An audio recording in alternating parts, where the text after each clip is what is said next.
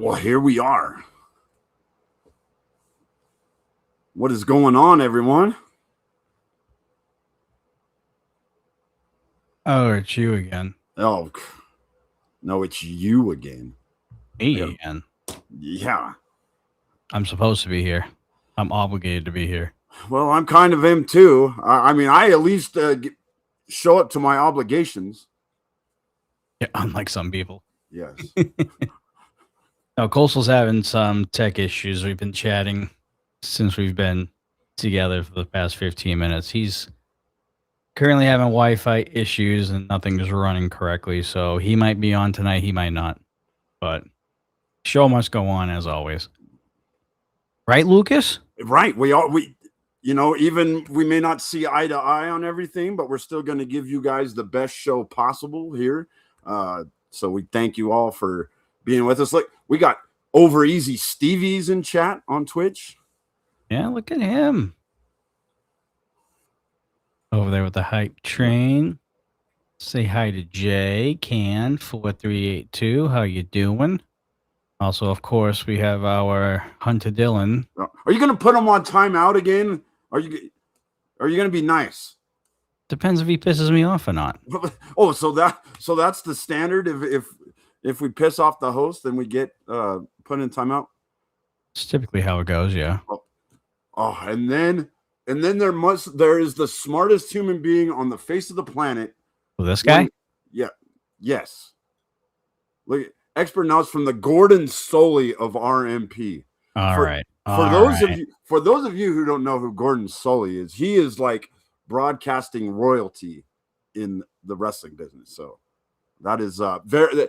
Thank you so much, Chris. Case's head couldn't get big enough. Here we are. See, that's you. You have a problem when I'm feeling confident and I'm feeling good. You like trying to keep me down, is what it is. Like, you like it better when I'm kidnapped by David Drake and beat up by Noel. Then you keep on putting yourselves in the worst positions ever. Yeah, and you seem to enjoy that. You're right. I can enjoy it because I'm 2,000 miles away. I can enjoy it live with everybody else here with the Rascals. That's how it works. I guess. All right, we're getting text here from Coastal. It's not looking good right now. He's stuck at 41%. All right. All right. Well, let's get on with the show. Again, he might pop on later on. We'll see what happens. I have him on standby here as well. Ladies and gentlemen, welcome to another episode of Dudes and Belts Recharge. As we are going to be going over everything that happened this past Wednesday night on episode 488. And we are at that time again, ladies and gentlemen, where we are going to be watching another pay-per-view event from back in the day on the Rewind segment, where we're going to be doing part 1 of Never Broken of 2016. And we kind of talked about this a little bit too. It seems like our Rewind is definitely coinciding with present time here at Rocky Mountain Pro. Yeah, 2016 and Never Broken. I believe it's the last pay-per-view before we switched the name to RMP. Am I right, Lucas? Technically, we were still NRW at milestone 6. Then officially, that was where we announced the name change. Okay. So we're close to the name change right now. Correct. So we don't officially go to Rocky Mountain Pro till after milestone 6. And then on the recent episodes of Charges, we're actually getting ourselves ready to head into Never Broken of 2026. So 10 years later, here we are. And we already have a championship match announced. Kevin Koa going up against Kaden Koyama. So that and many more coming. Yeah, there's some matches. There's some matches, buddy. Yeah, we'll be talking more about it coming up. Before we get into everything, let's introduce the panel. And with the panel, we only got our encyclopedia guy over here. He is the voice of Charge and sometimes Ignition. And sometimes he will dabble and try and work his way back into the journalist side of things over there on Rocky Mountain Pro. He is none other than the one and only Lucas Barrett. Yeah, yeah, a little bit of this, a little bit of that. We're try to do as much as possible, and uh, I'm going to really enjoy going over this episode of Charged. Is so much to talk about. We're really starting to get really big into uh, the Never Broken. We're just a couple weeks away, so there's a lot to talk about, and there should be an OMG Lucas Bradwell emote There is. There over is. Easy Stevie, yeah, and got the Super Yaden T-shirt on for. What So an ass kisser you are, my friend. I got to keep the boss. I got to keep chummy with the boss. Although it doesn't work, trust me, it doesn't work. We got Brian over here, even spelling your name wrong too. Locus for the Reporter of the Year. I'll take it. Call me whatever you will, just don't call me late for dinner. There's the emote. There it is. All right. Oh, Dylan RMP, first time chatter over there on Twitch. How are we doing? I believe that's Ref Dylan, correct? That is Ref Dylan. Okay. Yeah, Ref Dylan, and one of my strength and conditioning mates. He's been hitting the gym at strength and conditioning. So yes, Hunter, there is always a chance that we might be seeing the founder of RMP pop on every now and then. So yeah. I mean, that is a thing. It's his company. He can do whatever the hell he wants. So. All right. Let's just getting through episode 488. We got a lot to talk about, and we got a lot to watch as it pertains to the rewind section. So let's get everything rocking and rolling here. And what a way to start off 488, Lucas. We got the Charge Championship up for grabs here. Mick Diamond going up against Draper. Yeah. We had kind of previewed this last week when I was actually able to interview both Mick Diamond and Draper. And, I was kind of wondering where Mick Diamond's head was going into this matchup. He didn't seem as focused as he needed to be with a guy the caliber of Draper.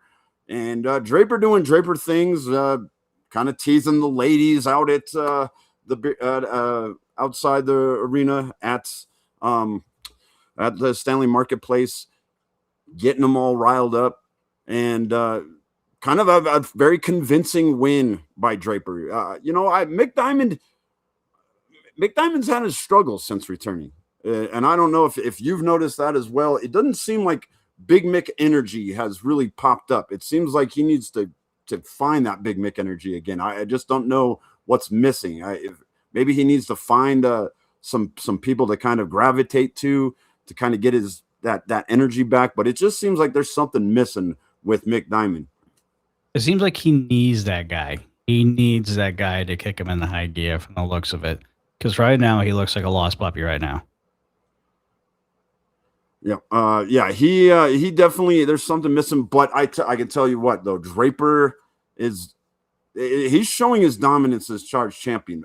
We were wondering if anybody came back consistently. Yeah, we were wondering if anyone was going to kind of, compete for that mantle of greatest Charge champion. With Ken Koyama's historic reign.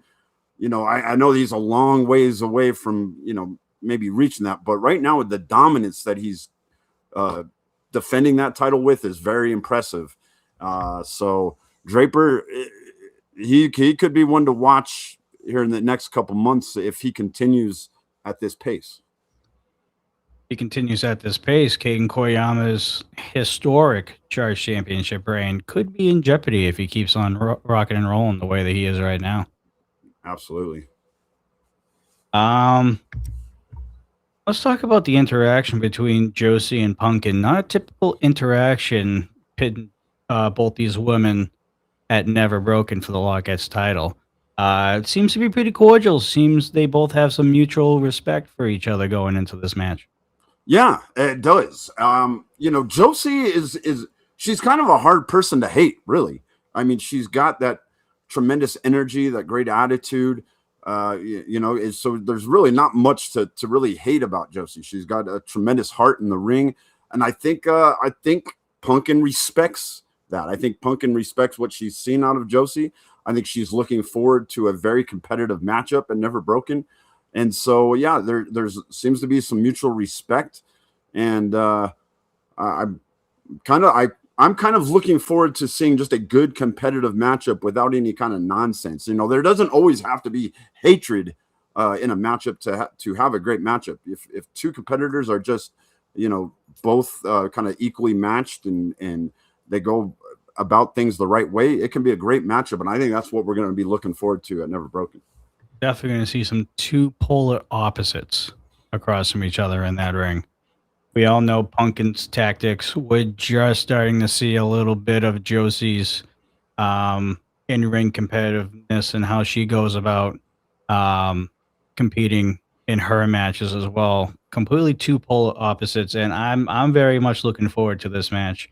I'm curious to see how Pumpkin's gonna plan this match, knowing that she's not dealing with like a Big Daddy Mo or a Lola that she's been dealing with over the past few months. This is going to be like a different avenue for her in terms of Josie Wildheart being Yeah. somebody completely new that she really hasn't had a lot of experience with in the ring. That's a great point. Yeah, I think that's going to be another challenge for Punkin. But I think what I've seen out of Punkin as champion is that she kind of embraces new challenges. Once we get past all the hygiene and all the hijinks and everything else, she is a great competitor in the ring. And I think you can tell by her body and everything, she takes it seriously. So. I'm looking forward to seeing how she responds to this. Will she be, you know, at her peak right now? Because I think taking some of that time off, there might still be a little ring rust. So that'll be interesting. Oh, I agree. Probably wasn't the best time to take a trip to Japan as your champion because you have a target on your back the entire time. But yeah, sometimes you got to do those things, I guess. I mean, who am I to criticize anyone for taking a trip? all right. We're actually going to talk a little bit of journalism on your part, surprisingly. Okay. The Remy D interview. First time we've seen Remy since No Man's Land. Yes. You and Tony both collectively. I'm not going to give you all the credit. So relax. And I'm glad. Sir, I'm glad. relax. Yes, I'm glad you did. I will give Tony a lot of credit. He took this very seriously going into this interview. We both got together and decided, how we were going to approach this because we didn't want to, we wanted to kind of let Remy do what he wanted to talk about, and we didn't really want to push him too much. We wanted to let it whatever came out come out, and that's exactly what we got in this interview. I didn't. You really asked some tough questions. Yeah, both of you guys did, and from what I'm seeing and from what I heard, I mean, obviously his bucket list is still becoming Rocky Mountain Pro Championship. He's been saying that for years now. All right, that was nothing new, but since he's had this injury and it's been pulling him out of action for quite a long time now. I mean, it happened in No Man's Land back in December, beginning of December, I believe. And now we're in the midst of basically the road to milestone right now here in the new year. And he's definitely having some doubts about himself. And from what I picked about it, he's definitely questioning his career currently at the moment. I don't know if you kind of got that feeling as well. Well, yeah, I kind of pushed back because he definitely gave me some clues, and I said, hey, wait a minute, you're at a point in your career, you've been so close, you can't really be thinking about hanging it up now, and and I think he reflected a little bit, but still, I don't think we got any clear answer on whether or not he's how serious he's thinking about maybe it might be the end. He definitely didn't say that. No, but he definitely didn't say that he's come back 100% either. So correct. Yeah. So he left some doubt, and I think a lot of his fans are a little bit concerned right now. Oh, I'm sure. I mean, Remy D has been one of the more over people in Rocky Mountain Pro in the past few years.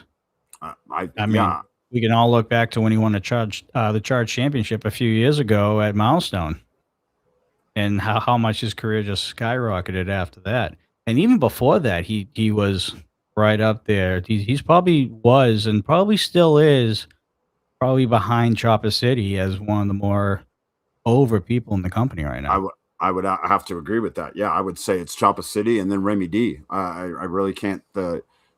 Maybe recently you might say a guy like Caden Koyama, but besides that, there's really not very many people that can match his popularity and just how charismatic he is. I Oh mean, yeah, even when he's even when he's got an attitude and he's not really trying to be a fan favorite, he's still got just unbelievable charisma that it just your eyes are drawn to him, and that's he's probably number one in that category.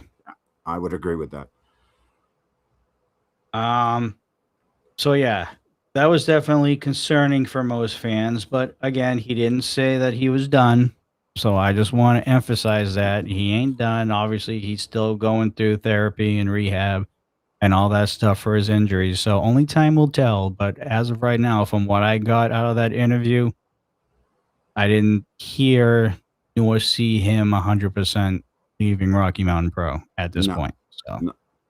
just want to throw that out there.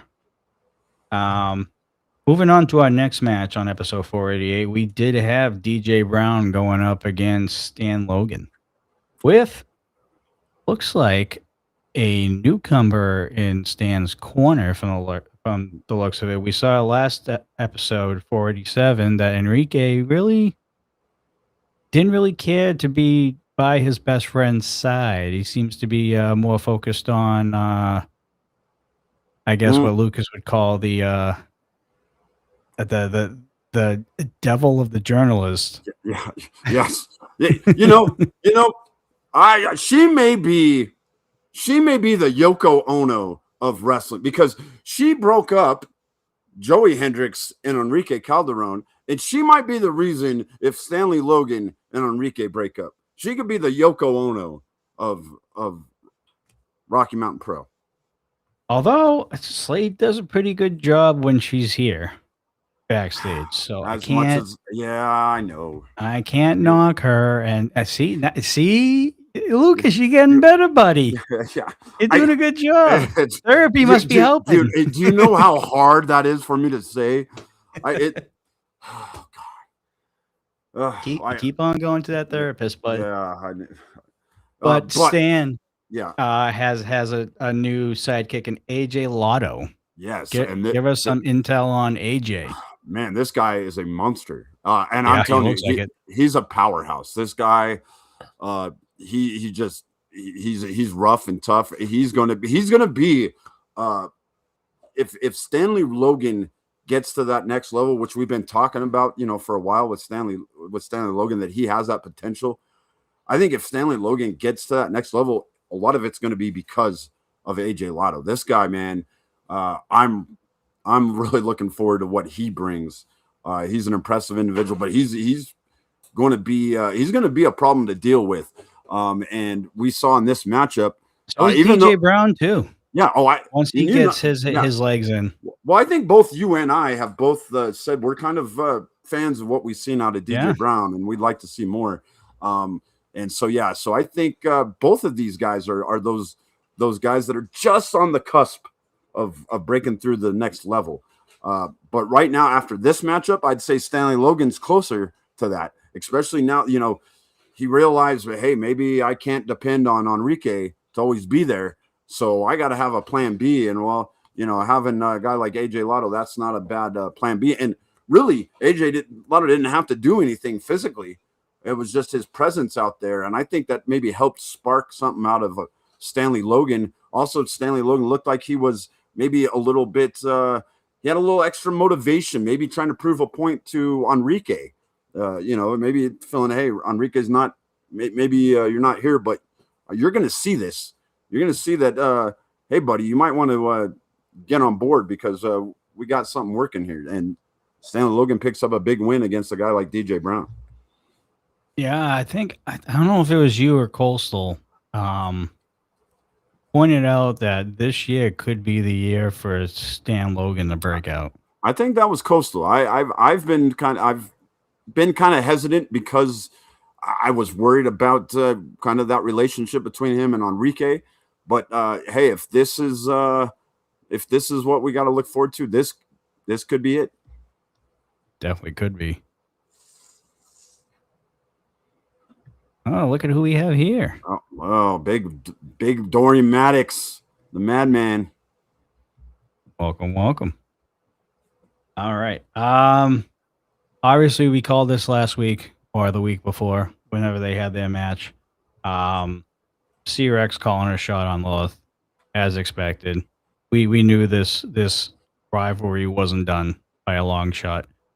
And it looks like it's going to come to a head at some point. Obviously, Lilith's out with a little bit of an injury, a couple bruised ribs. Um, do we have any info on when that head-to-head's going to come? No, I do know that she's healing up on schedule, so that could happen in a couple weeks. She's got to get some clearance, but things are looking good. She hasn't had any setbacks, so she should be on schedule here at least the next couple weeks to be to get an update. But right now, it's she's still healing. And we did see that we got another signature signed on the petition to stop the chop. Nikki Chase is another signature on the list of, as of right now, many to try and stop the chop at Rocky Mountain Pro. I don't know if I'd say many. I mean, I've seen what Itzel. They forced Ref Eli, and that's about it. I mean, let's not get carried away. I would But some like of the to. ones you see on camera, Lucas. Yeah, well, I've looked at that list, and I think we need to further inspect that list because some of those signatures I don't think are verified. Well, you're supposed to be the number I'm one well, CMS journalist, yeah. aren't you? Well, I'm Or looking for. claim Well, to be. I'm looking into it. Or I'm trying to get me a copy of that so-called petition and see if it's even legal. But So, it's kind of hard when you're dealing with the law office. They've always got their bases covered. So all right. So let's just do this because this also came up during this segment as well. I will let you take the reins on this one. There was a title match that was confirmed for this upcoming Ignition, and it puts Nikki Chase against Pumpkin Morgan. yeah, What? she was able to convince Punkin to put her title on the line. So that is official for this Tuesday. What a way to knock off some ring rust, huh? Coming back Yeah. from Japan. Yes. So that's a good test because I think that Nikki Chase has some potential. Yeah, I really do. I talked about her having an up and down career, which is factual. She's had her ups, she's had her downs, but I think Very disrespectful on you, Lucas, but that's besides the point. you know, She called it out too. She yeah, called it out. She called out. She may not like it, but it's how I see it. She's had some good moments, but there's been some times where she took some bad losses. She lost to Izzy O'Reilly before Izzy got hurt. So she's not exactly on a roll. But hey, this is a great opportunity for you. You only need when you get a title match, you only need one victory. Once you got that title match, it's one victory, and that's. This is coming from the referee himself, by the way. Let's see that Dog Draper signed the petition. Knew that dog couldn't be. Yeah, Dog Draper, exactly. I mean, so who is going to verify this? Because it needs to probably go through some legal stuff. So I would assume that either D'Lo or Yaden or somebody is going to have to verify once this petition gets presented to them. So I think there's going to be a lot to be talked about. But going back to Nikki, I think Nikki has a great opportunity here. Like I said, it only takes one victory when you've got a title shot. You just have to knock off the champ. That's going to be easier said than done. But I think if there was ever a time to do it, that having Punkin in her first match back since coming back from Japan, what a great opportunity. This would be the prime for the pickings. And not only do we have the title match scheduled for this upcoming Ignition, I believe Lucas, there's something special happening this I've Tuesday coming up. I've been hearing rumblings, uh, pretty good rumblings. I've been putting my feelers out. I've been got all my eyes and ears are everywhere. There's a huge return. I can't verify exactly who it is, but if it is who I put the clues together, you guys are going to be absolutely blown away by who is coming back here to Rocky Mountain Pro on Ignition. That's all I can say. So that's all. I mean, that's really all the information I have. So tune in this Tuesday and see who is going to be making its triumphant return back to Rocky Mountain Pro television. All right. Here's one that has been brewing for quite a while here. Hunter Gray and Southside Hustle going up against Standing on Business. This has really become one of the bigger rivalries in Rocky Mountain Pro. Has. You know that it kind of started out as Hunter versus all entire Standing on Business, and Hunter realizing that he does need some help, even as big and bad as he is, going up against guys like Dorian Maddox and Lipto and even Jack McCready. You're going to need some backup. So he, in a very unorthodox way, recruited our IVF Two Dame and the rest of the Southside Hustle. This is going to be something that when you've got two teams, two factions that are, they each have a big man. Obviously, you've got Dorian Maddox, you've got Hunter Gray, you've got, kind of a guys that are a little bit similar in Jack McCready and Two Dame, both kind of, fairly new to wrestling. You got Papa Lipto, who's kind of the veteran, and Southside Sammy, who's been around. So they've there's a lot of contrast between these two teams, and boy, they go at it once again. I don't know. I think there's going to be more to this rivalry than just these tag team matches and 6-man tags. I think this is going to turn into something where we're going to start seeing maybe some special matches to really kind of solve this issue. I agree, and I think the Rascals are going to be looking forward to this rivalry as we go into Never Broken. It looks like there are some troubles among the ranks of the Stripes over here. Can't believe Eli let Two Dame participate in a tag match while unconscious. Yeah, Never would have happened agree. On my watch. Look at Dylan getting a little, and he's talking about with senior referee, Ref Eli. So, well, good for you, Dylan. I kind of agree. I think that was either Eli was just intimidated by Hunter Gray, or he wanted to watch Two Dame, get thrown around by Hunter. I think it was kind of a questionable decision by Ref Eli. And I'm going to bring this up because this brings up a good point. Those three don't like each other by Dorian.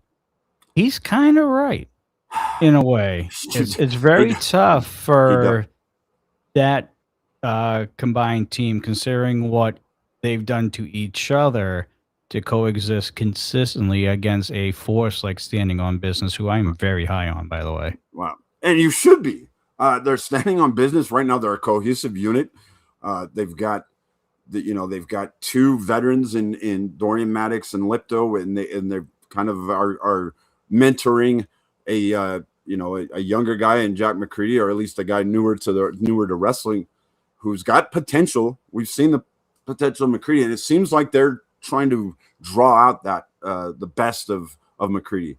He got his first win with Standing on Business, so I definitely think they are definitely the more cohesive unit at this point. But there's just such a wild card with the combination of Hunter Gray and Two Dame and Southside Sammy. And you make a great point. Yeah, they all have seemed to have their issues with one another. Obviously, at times Two Dame can't even trust Southside. I was just gonna say, yeah. I mean, there's a lot of things happening with Southside Hustle as is, and then you take what the last few weeks have happened between Hunter and Two Dame, and you try and mix those three together and try to get them cohesive enough and on the same page enough to be able to take on basically a powerhouse in Rocky Mountain Pro and the factions of standing on business. In most cases, it's nigh impossible for that to happen. You have to have everybody on board on the same page consistently and there, keyword there, to help support each other in order to at least have a shot at a group like standing on business. And Southside has proved that he can't even show up half the time. Yeah, he's not very reliable, especially to Two Dame. But I think the only thing they got going for him is they are such a chaotic group that it's kind of hard to prepare for. You just don't know what you're going to get, especially with Hunter. He's just Hunter's the wild card in the entire thing. Yeah. He's such a you never know what you're going to get with this guy, how to prepare for him. So, and Two Dame, to his credit, Two Dame always seems to be able to do other stuff going on too. He's the IVF on top of everything else, supposedly. But and he's still making matches, still doing things. But that's got to be hard for him. But I will give him, to his credit, he seems to be able to adapt to these situations. Which you got to give him a little bit of credit. You got to respect that he's able to kind of adapt to all this chaos and stuff that's going on. Got thrown into it, literally. Well, he did. He got dragged into it. But I think he's figuring out kind of how to deal with Hunter Gray, and we'll see if he can make it work.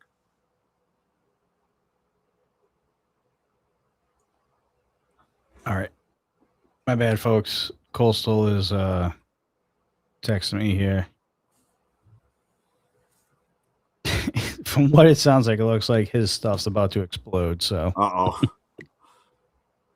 he says it's not sounding good. Oh no! So, well, don't blow up, Coastal. We'll keep you updated on the Coastal situation. But actually, it is unfortunate that he is not here tonight.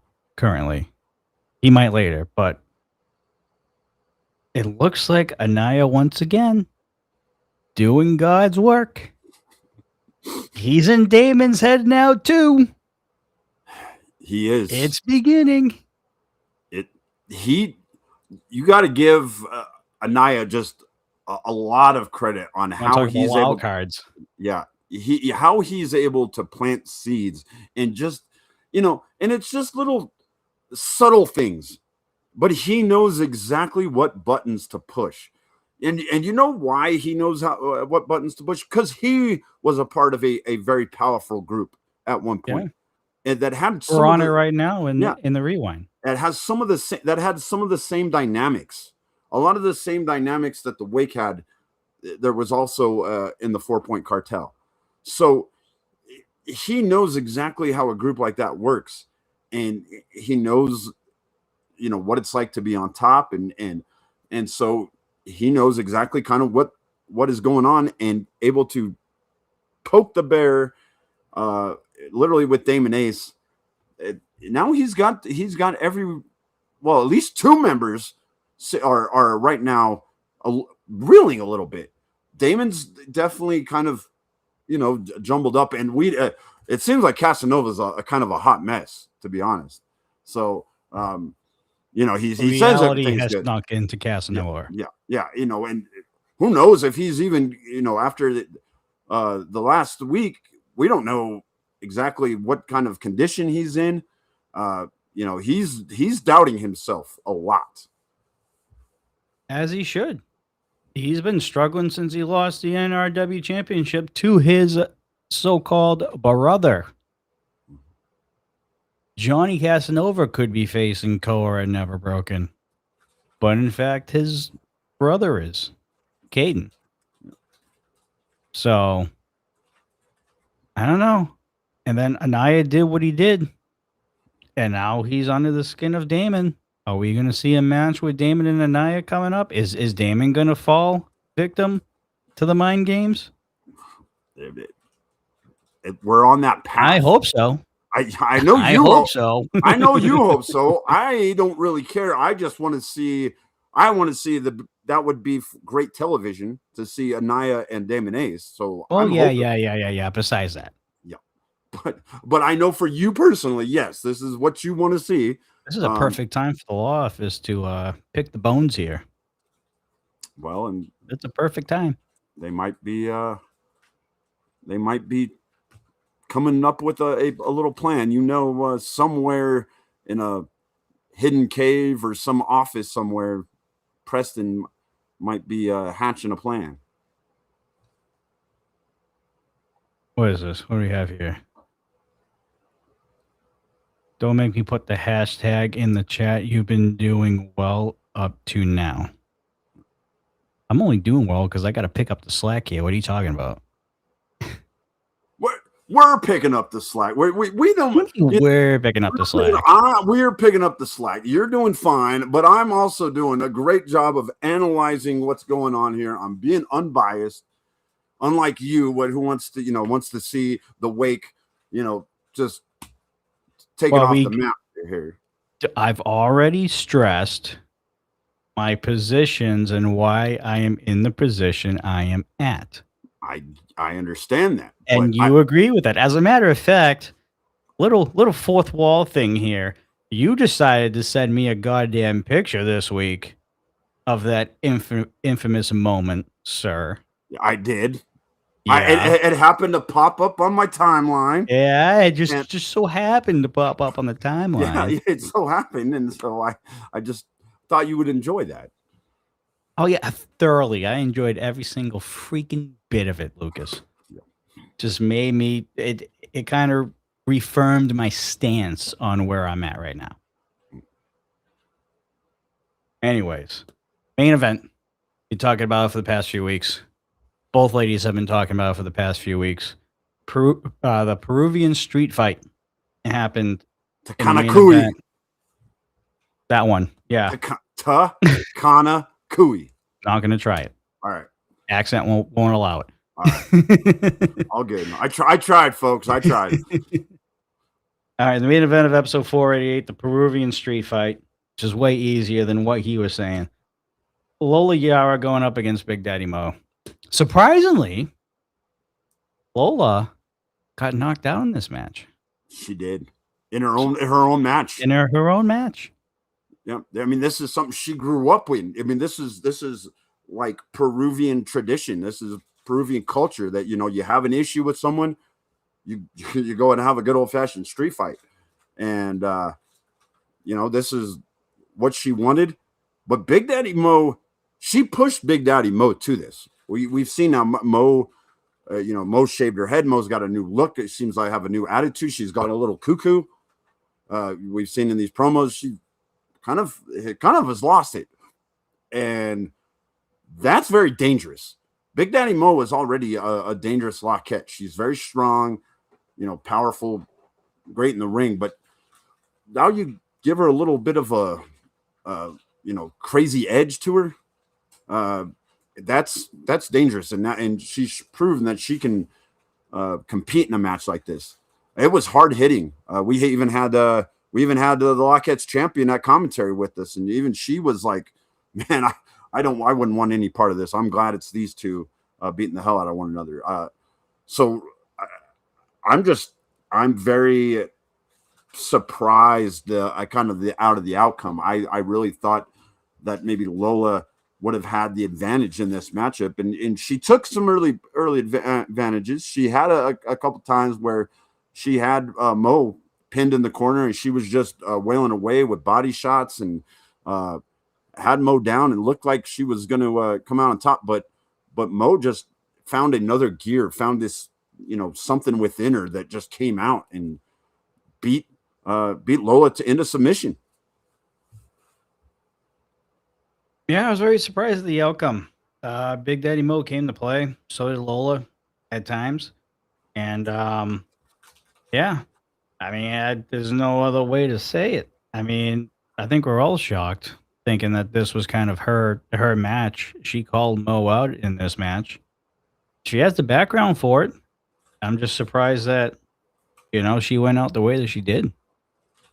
Never thought Yeah, I'd see that out of Lola. But I think you she got to give just kudos. yeah. I think she pushed. Mo so much that she's responsible for her own undoing in this matchup. Now, is this over though? That's the question. I mean, hatred, especially when it's this deeply rooted. I'm kind of inclined to say no, it's not over. But maybe Lola has learned. Hey, maybe I've pushed Mo too far, and maybe I need to back off a little bit, at least for now, to maybe kind of let things cool off. So we'll see. All right. And that is going to conclude episode 488, Lucas.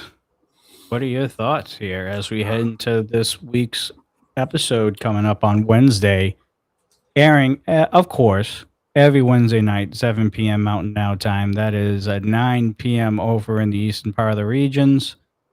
And you can catch all the latest action that we talk about here every week on Wednesday nights, starting at 7. A lot of physicality in this particular episode. A lot of mind games. A lot of statements being made. And I think that's what you're going to see from now until Never Broken, and then it's only going to ramp up even more after that. So I just think there is people that want to kind of make their statements on who they are, what their goals are right now. Obviously, the main goal of almost every competitor here in Rocky Mountain Pro is to become a champion. And I think now you're seeing everyone ramp it up a little bit to get to that level to where they're competing for championships. Some already have championship matches locked up for Never Broken, and some are still trying to get to that level. So Tis the season, Lucas. Yep, it is. And it's going to get even more ramped up once we get out of Never Broken. It's going to be even amped up to 100. All right. We do have the rewind section coming at you. Never Broken 2016, but it looks like I have a missed call from someone. So apparently I have a missed call from someone. It's a random number. I don't know the area code specifically, so I'm going to try calling it again and see. And it wouldn't by chance be a Texas area code, would it? I don't know the area codes of Texas, so I couldn't tell you. What's the area code of Texas? Well, there's a lot of Texas area codes. I forgot. Place is huge. That's right. I'm talking to the one of the lowest ranked CMS journalists in Rocky Mountain Pro right now. I forgot. Yeah. All right. Give me a few minutes. Lucas, I'm going to have you be in charge of the chat. You're going to be like the host for the next few minutes. All right. Well, we'll do questions with the journalists. How's that? We'll do that. All right. I will be right back, folks. All right, guys. Well, here I am. So, if you guys have any questions for me or anything going on here in Rocky Mountain Pro that you want to talk about, let's go ahead and put it up in chats, and we'll talk about anything that's on your guys' mind. I want to personally say, if you're still in chat, Stevie, welcome back, brother. I know you're physically not back, but you're doing some stuff for us as far as production and kind of helping out, and are making your way back into Rocky Mountain Pro. And I want to say just how great it is to have you back. So, and anybody else wants to say welcome back, Stevie, to Rocky Mountain Pro. Hunter, I had a great weekend. It was a very busy weekend though, as we had not only beer stot on Friday night, but we had the local drive on last night. Uh, had some great tapings and some great crowds. Once again, tremendous crowds at both uh, Bierstadt and the Stanley Marketplace.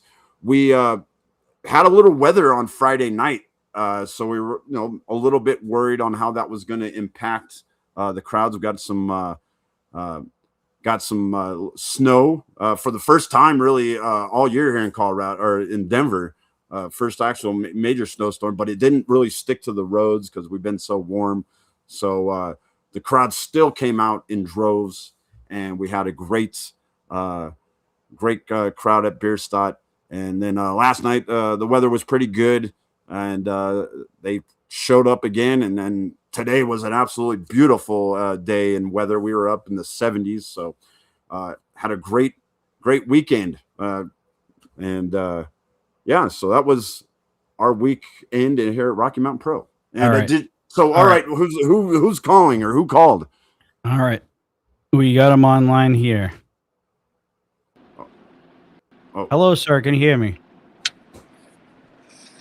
Yes, I can hear you just fine. Just fine. Hey, listen, I don't know what the deal is. And listen, I'm a big fan of yours, Death Drop. Big fan. Appreciate you. This is Marcio, everybody. Absolutely. But it would be really nice that when I call, you pick up the phone. That would be fantastic. Yeah, well, I tried. I'm currently in the middle of a show currently, so it's hard to do two things at once. My apologies, sir. I forgive you. I blame Lucas. It's 100% his fault. Actually, nah, I don't blame Lucas. I blame the fat one for not even being here today. I had a lot to say to him. I'm very upset that he's not here, but we can wait. We can wait on that one. All right. I do have a question for you, Marcio, since you are here. We've seen you in the past couple weeks training and getting ready for your infamous return to Rocky Mountain Pro. How are you feeling?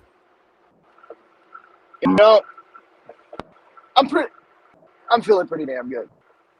I started to feel a lot better after I beat the hell out of that kid that night. That was a lot of fun. And there's quite an interesting backstory to everything that went down at that training academy that day. So I'll just be bluntly honest with it. The moment I walked up in there, the moment I walked through the door, that kid with the long hair, I got suplexed beautifully by me.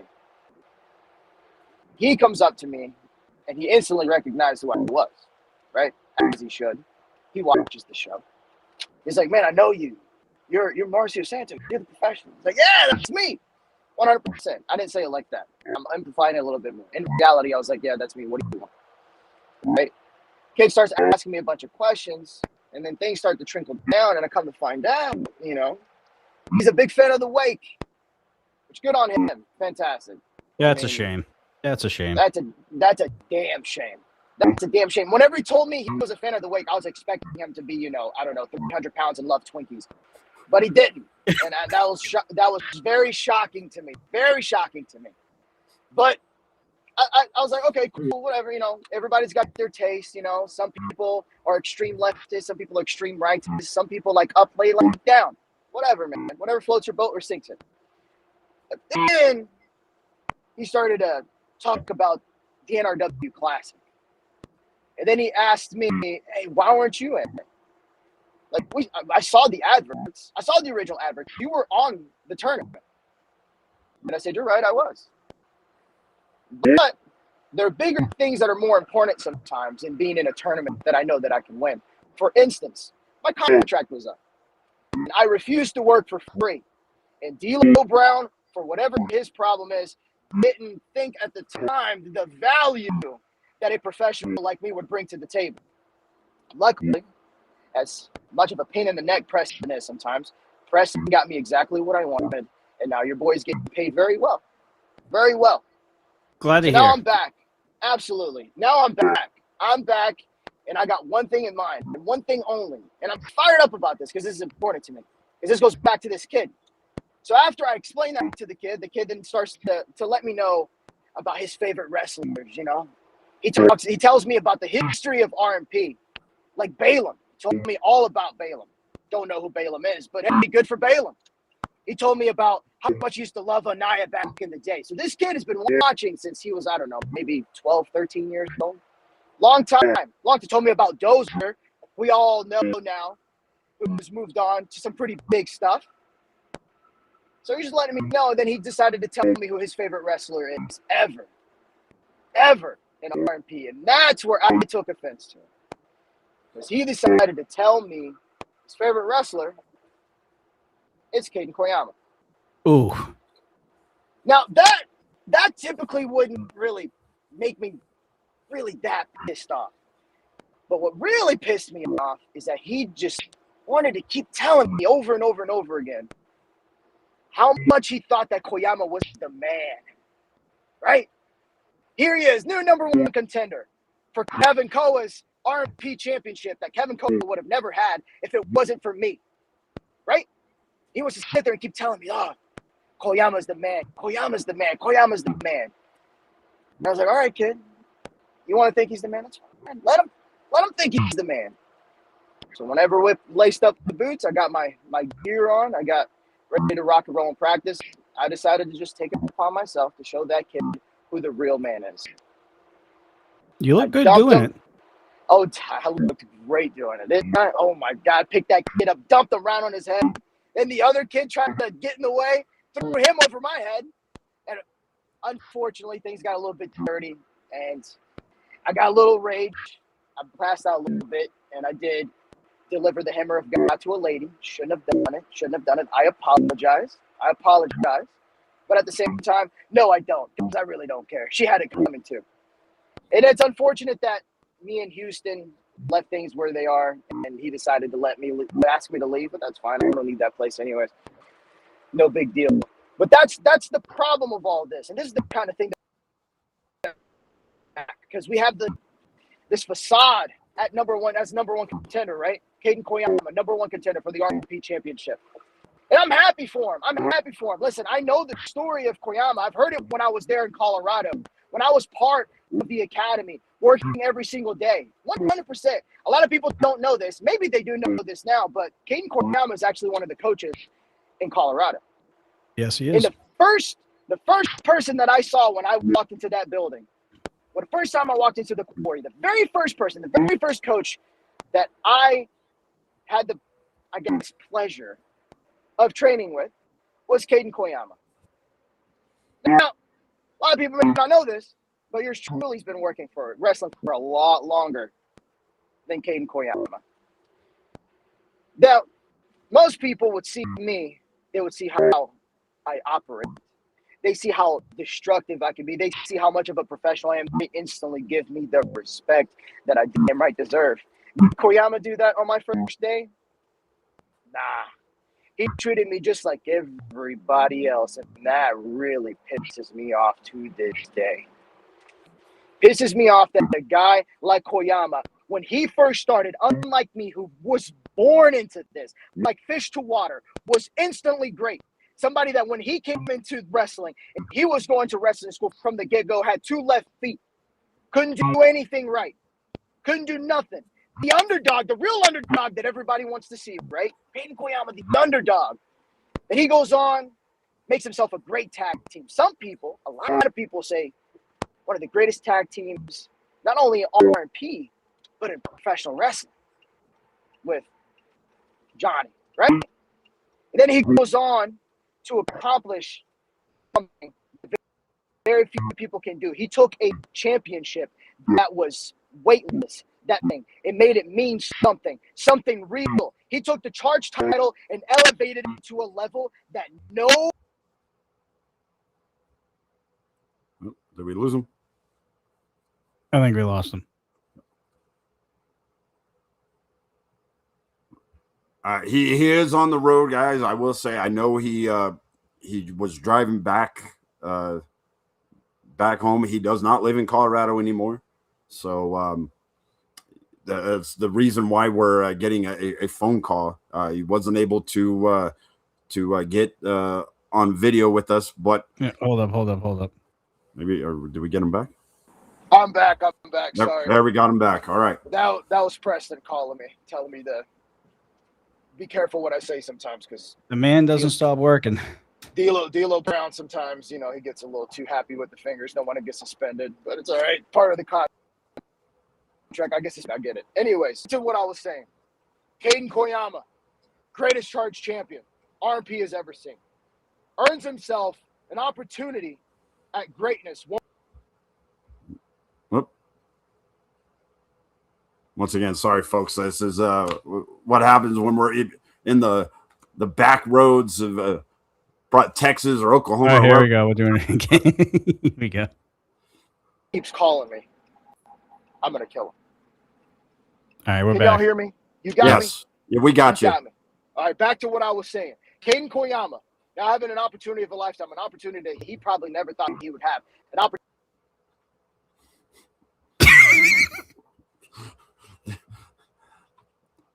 And it's starting to get good too. I'm starting to actually be very involved in this. All right, there we go again. All right, you're back again. I feel like at this point, maybe it's not Preston calling me, and it's Koyama trying to mess with me. Somehow he got my number. Seems like that. It's starting to seem that way. But he doesn't understand. I'm sitting up here talking good about him. Something that Damon Ace doesn't do. Something that Johnny doesn't do, that Dustin doesn't do. I'm sitting here putting him.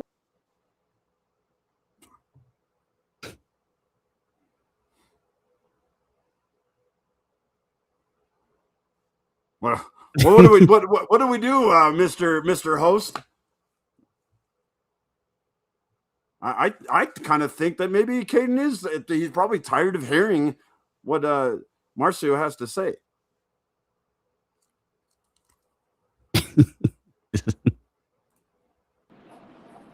You want me to call you on the phone instead?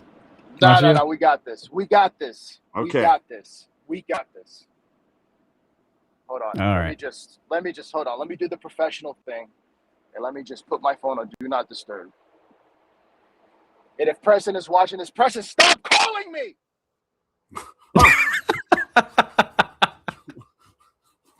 What is going on? Oh boy. I would hate to be anybody that it pisses off Marcio Santos after this. Yeah, we'll keep trying here.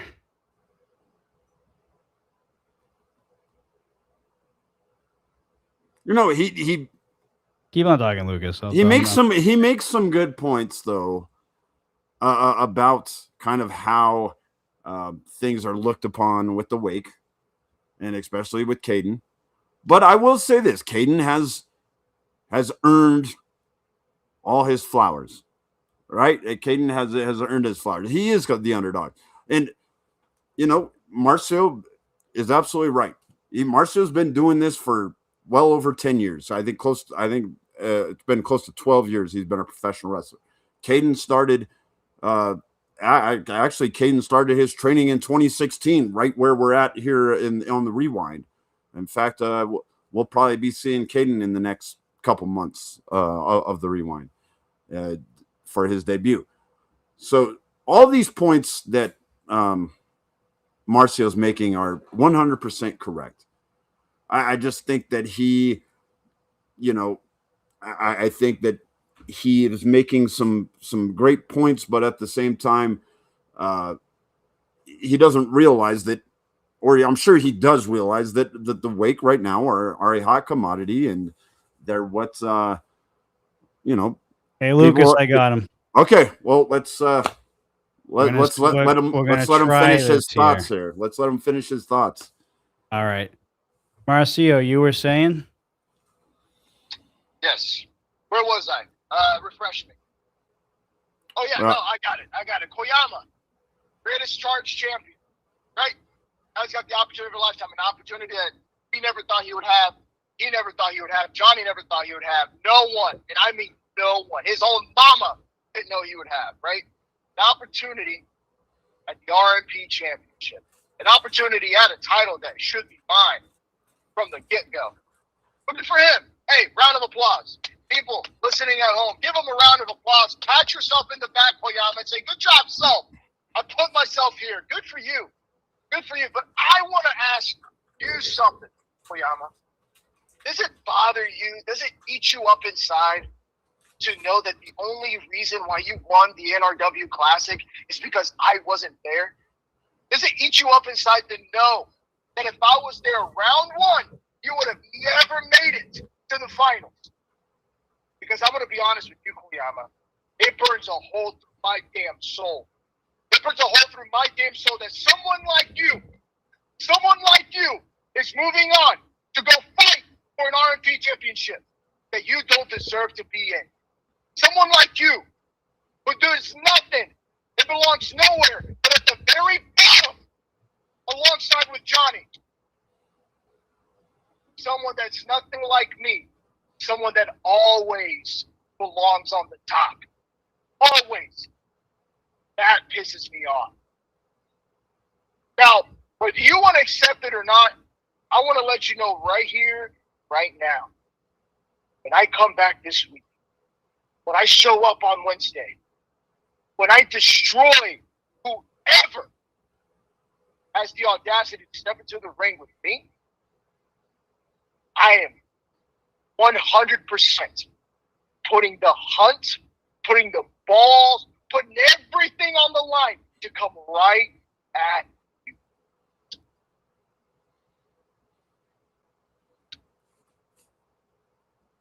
Well, that's a All right. message sent to You heard it Ken from the Clown. El Professional himself.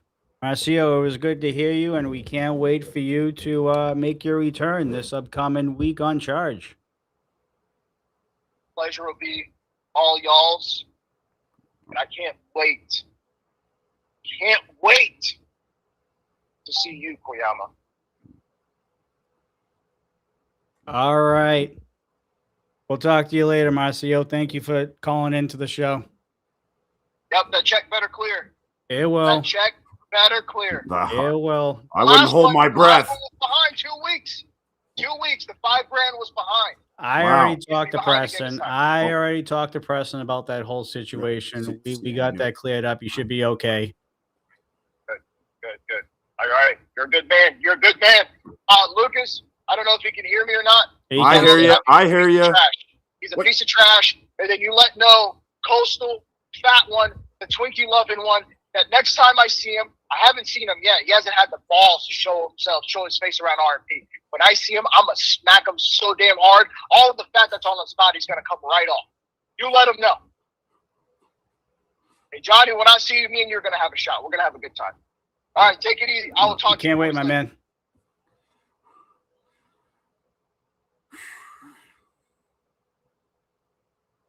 Let me get my headphones back on here. All right, looks like we're going to have some action this upcoming Wednesday on Charge.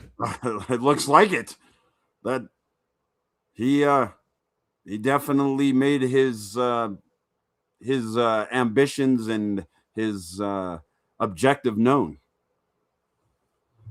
All right, and I feel bad for Coastal whenever he decides to come down to R&B, apparently. Coastal cannot be happy right now at all. No. I mean, poor guy and his internet, and now he's well. Not only that, but now it seems like not only do we have Anaya, trying to break up the wake, but Marcio has already made it clear that he wants to take care of Koyama on his own. I love seeing it. This could be the beginning of the end. This short little wake reunion that we're having right now could all be gone in a few weeks. You're absolutely right. I'm not the wake ass kisser like Coastal is. Do I respect the wake? Yes, I do. I think Caden's been a great competitor. Obviously, they've got the longest reigning Rocky Mountain Pro champion of all time in Dustin Erie. But I still have some ill feelings towards them and what they did run around. So, and I haven't 100% bought into them yet. I know they've shown some growth. They've shown some things, but I don't 100% fully trust them. So I'm not. See, I like this ref right here. I like Dylan. He's starting to grow on me a little bit here. Yeah, ref Dylan's not a bad guy. I get down with some ref Dylan. Now, Ref Eli, on the other hand, I got issues with Ref Eli, but I think a lot of people has issues with Ref Eli. Yeah, I don't think Dylan, it's just you. Yeah. But yeah, Marcio's going to be an absolute force coming back next week. So buckle up, everybody. And by the way, folks, that was a pretty expensive little question there that I gave you guys. And I want to know you guys all and I want to know every single bit of that. And I want to know where you come up with the funds. Where are you getting the funds to fund? Because I know what his asking price is. Lucas, I have lawyers. Yeah. I got it handled. Relax. Yeah. See, that's why you and I have issues right now. Because what? You're doing some shady business is what you're doing. I didn't say that lawyer. Did I say that lawyer? It could be that lawyer, but you don't know. You think I'm going to disclose that information to the public? I know you won't because there's come on now. There's some shady business going on. That's all I know. All I'm saying is that in order to make money, you gotta pay money. I know this. Yes. Right. So that hey, if it's worth it to you, by all means, this is your show, buddy. Was that worth it right there? We got a good piece of little work there. Yeah, I would say so. And from that, we might even get, unfortunately, a member of the week on next week, possibly for a possible retaliation. Well, he's going to want to answer, and it won't cost near as much to get him on because he actually likes me, and we're commentary. One of the few.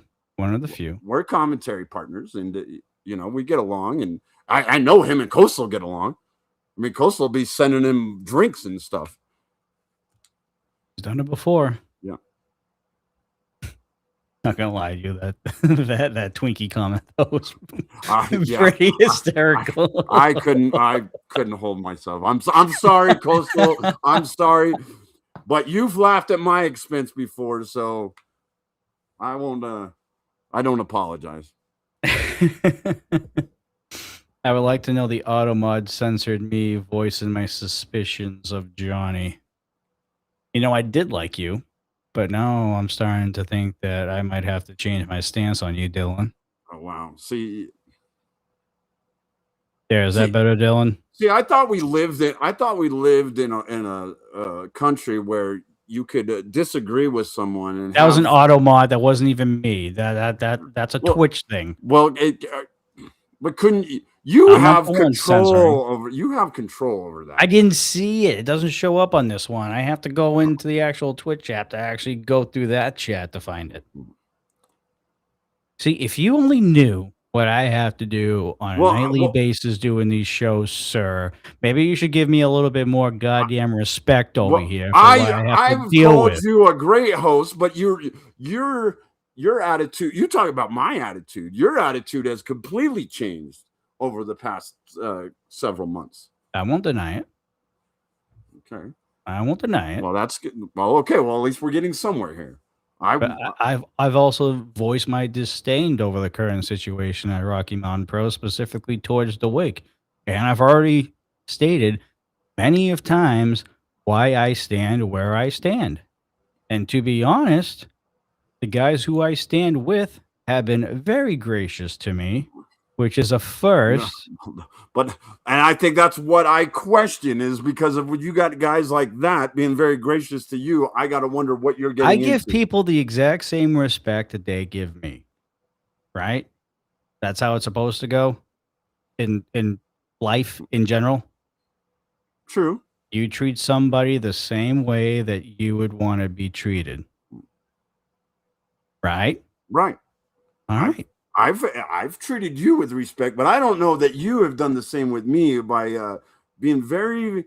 I think I even call over you the top, out on your mistakes, sir. which I don't have a problem with you calling me out on It's my called mistakes, criticism. It's called criticism. and that I'm okay with. But some of it is a little over the top and just ridiculous. Well, that's But because people piss me off. so I You know, have and to Tulsa take knows better than anybody that I will shoot from the hip if I have to. no, Hunter, we're not going to stoop to that level. We're not going to Oh, this one right here? we're not going to do that. This one right here? No, the one the latest one. That, hey Lucas, can we make that picture of Damon choking out Johnny and emote on here by any chance? No, we're not going to do that. That was not a good time. I even disagreed with that from the way I actually stood up. The Wake actually tried to take over the show. I know. And I was the one that stood up and got. Well, I wasn't even on the show yet. You hadn't invited me. I know. We had the other one, but yeah, yes, one who will not be named right now. But, absolutely. But no, I stood up for this show against those assholes over there, the Wake, and I knocked Damon on his ass, and I chopped. Yes, I chopped Johnny Casanova in the chest. You did. Yes. Yes, I was there. I saw it. Yeah, I lost eventually, but losing wasn't the issue with me. I can accept losing. It's what happened after the fact that I still, to this day, am annoyed with. And it was the after the match shenanigans that I still never got a lick of retribution for. So that's why I have a grudge. Understood. Still to this day. Understood. I've been very firm on this stance. When they were separated, I gave them all their kudos. You want to know why? Because the Wake was disbanded at the end. Yep. And that was all that mattered at the time. And they were doing their own thing, and everyone they were doing their own thing. I saw JK Pop doing their thing. I gave them their kudos and respect. Reluctantly, but I gave them their respect. Damon Ace, Dustin Urich, ever since he's been back, I was cordial with just about everybody until they decided to be one again. And we all saw what happened the last time. And I'm sorry, I don't believe it's not going to happen again. It will happen again at some point. That's why Anaya's hooping in to do the disbanding early before it gets to that point. And now we have my boy Marcio over here getting ready to take another chunk of the Wake, hopefully, out of the picture as well. You got Johnny just about out. Damon's losing his mind with Anaya. You're going to have Marcio. I mean, granted, we're still going to see Caden against Koa at Never Broken. But Marcio's got a chance to take him down a couple pegs. And that leaves one person. The founder of the Wake. The founder. So, again, we'll see what happens. But I'm glad to see Marcio's coming back this week. And you all should be too. So I'll say this really quick, and then we can go on to the rewind. Yes. Marcio is one hell of a competitor. I thoroughly enjoy what he does in the ring. The guy is not a very nice guy, but you don't have to be a nice guy to be successful in this. But no, don't have to be. So there've been a lot of guys that aren't very nice, but who are great to watch in the ring. And he's one of them. And I believe Rocky Mountain Pro is better when he's around. So yeah, it is going to be good to have him back as a competitor. All right. Let's get into the rewind. We are very we're way behind. But we had a good piece of business. So all right. I'm getting there right now. Give me 2 seconds here.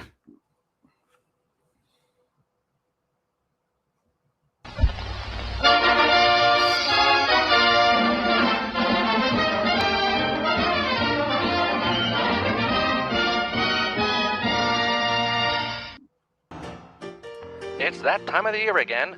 Fans pile in to see America's true pastime, the spring classic of NRW, Never Broken. Fans will enjoy some of their favorite heavy hitters, as well as some special guests who have come to test the mettle of Colorado's best. Nick Aldis, a former heavyweight champion many times over, looks to teach a lesson to the cocky young good shepherd of sugar-free, Mario Vanja. I love this Can the new age old-timey Messiah hold his own against the baseball British-born kind of gladiator? radio thing. Pretty cool. The action explodes as the tag team champions, the Canadian Pitbulls, face a doubleheader as they defend their titles against not one, but two teams. The former champions, Deorum, look to settle the score from last season's upset victory. And the Balance look to prove themselves in tag team competition after showing themselves to be worthy competitors in one-on-one. But the men are not the only ones getting in on the excitement. The ladies take center stage as the world-renowned superstar Mickie James steps into the ring to take on opponent she knows very well in the dangerous Nikita, in a battle that is sure to thrill many. And the World Series of NRW is here. Hoodlum, the NRW champion, faces his rival and former champion himself, Danger Dean. Dean comes prepared with an impressive arsenal, including the spear. But will that be enough to combat the wily champion's bullpen, the 4-Point Cartel? We will find out tonight as the National Wrestling Alliance and NRW present Never Broken. Love that intro. Mercury, you've got a title match tonight. Give us some thoughts on what we might be able to see in that. I can tell you what you're going to expect of what?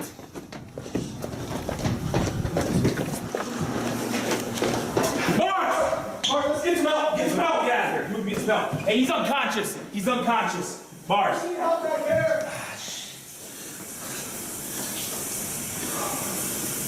Oh, get some help, Mars. Son of a...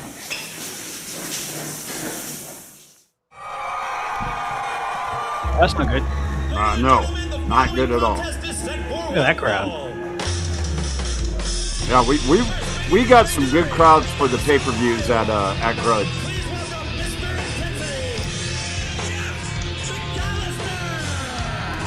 The springtime signals a renewal of life. Flowers are blooming. Oh yeah, and I got a little special guest commentator. New hope for the NRW Nation as the cartel's power is at stake tonight. 3 titles are on the line. This is Never Broken. I'm Lucas Bradwell alongside KD, my wonderful producer, and hopefully the spirits of the NRW Nation will never be broken here tonight, Kelly. Well, Lucas, I got to correct you. That's actually 4 championships on the line tonight. We're going to try and get through a few matches. Obviously, this is going to be a multi-part thing. On the line.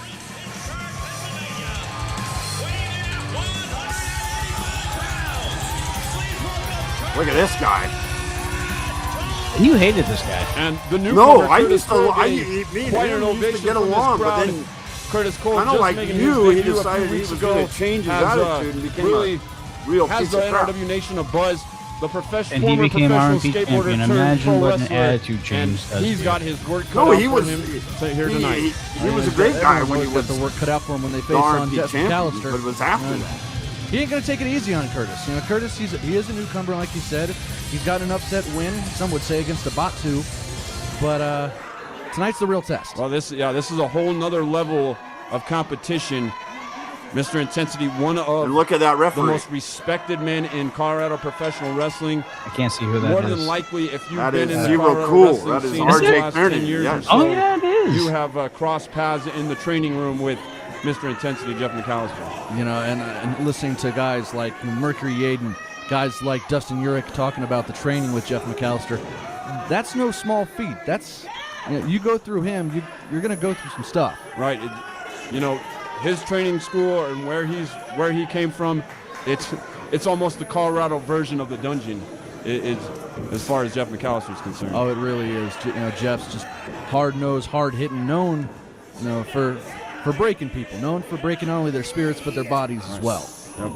And no Mr. Nice Guy when it comes to Jeff McAllister and his style, and he's not going to take it easy on this rookie, Curtis Cole.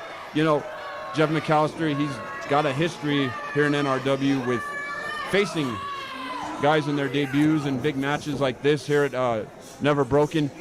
Remember the last time we saw Jeff McAllister, he was facing a fairly new The Evolution, Tyler Stinson. In fact, The Evolution his first match was unsanctioned at Milestone 5 against Mr. Intensity.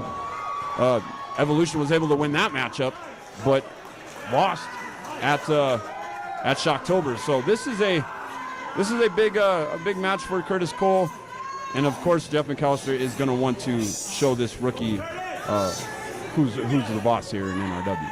And Curtis has got a lot to prove himself. New recent graduate of the Mercury Pro Wrestling Academy, the only professional wrestling academy in the state of Colorado and the Rocky Mountain region, I might add. Right. But a lot of people, I talked to Curtis before, he said a lot of people don't take skateboarding seriously. They don't think that's athletic. They don't think that you have to have some drive to do that. He's here to prove everybody wrong. Well, I can tell you, I've been to the X Games. They are an athletic endeavor. Trust me, and it definitely is an athletic endeavor here in NRW. You were an X Games fan? Yeah, X Games used to come here all the time, especially winter X Games, but we get summer X Games out here in Denver quite a bit as well. Oh, that's true. That's true. Yeah, it's kind of a big, and right now, big area Curtis for that. Cole looks like he's got Jeff McAllister shaking up a little bit. Jeff McAllister going to the outside to regroup. This is an intelligent move by Mr. Intensity, slowing down the youngster a little bit. He saw the momentum start to change, and now he's trying to break that momentum. Now McAllister on that horse trying to get away from Curtis Cole. And like you said, this is not a way for Jeff to get out of the way and out of the ring. And there it is. You saw he goaded in the youngster to get in the ring and now taking advantage. And there you see, he says he's the smartest guy in the building. Oh, but Curtis Cole showing a little heart, fighting back against Mr. Intensity. Jeff cutting him off with a big knee to the gut and then a ram to the head. This is where Mr. Intensity's dangerous. I just want to listen to this. This is just going to be good. Oh, my goodness. Ow. And McAllister may have hurt his hand. Mercury Yaden has told me that, Yaden's told me that is the most vicious chop he has ever taken is from Jeff McAllister. Good thing I've never encountered that. Oh, my goodness. I think Jeff might be looking to just take Curtis around the world here, delivering some chops from all four corners. And now... Curtis Cole coming back with some chops of his own. Putting McAllister in the corner and still laying him in. Giving the veteran a taste of his own medicine. What's good for the goose? And you hear him, John, what's good for the goose. But he got outsmarted once again. Huge German release suplex. And if we can, we got to take another look at that. Here it is. Just look at the elevation on this suplex. Wow. He had to be a good 4 or 5 feet in the air. Curtis Cole, well over 6 feet tall, and he got way up in the air there. Is that including the hair? Well, yeah, he's about 6'5" with the hair. And we've seen this before. Jeff just torquing that neck, grabbing both the chin and the head. It almost looks like he may have a handful of hair. And this is the even more vicious side of Mr. Intensity. He has different levels of intensity. And I think right now he's ratcheted up to about a 7. Jeff whipping to the ropes and then a big forearm smash right to the jaw. We've seen this before. Looks like he's going to do that slingshot. Yep, there it is, that slingshot leg drop. And like a foot on the ropes. 1, 2, no. But the new referee there didn't see it. Right, this is one of our younger referees.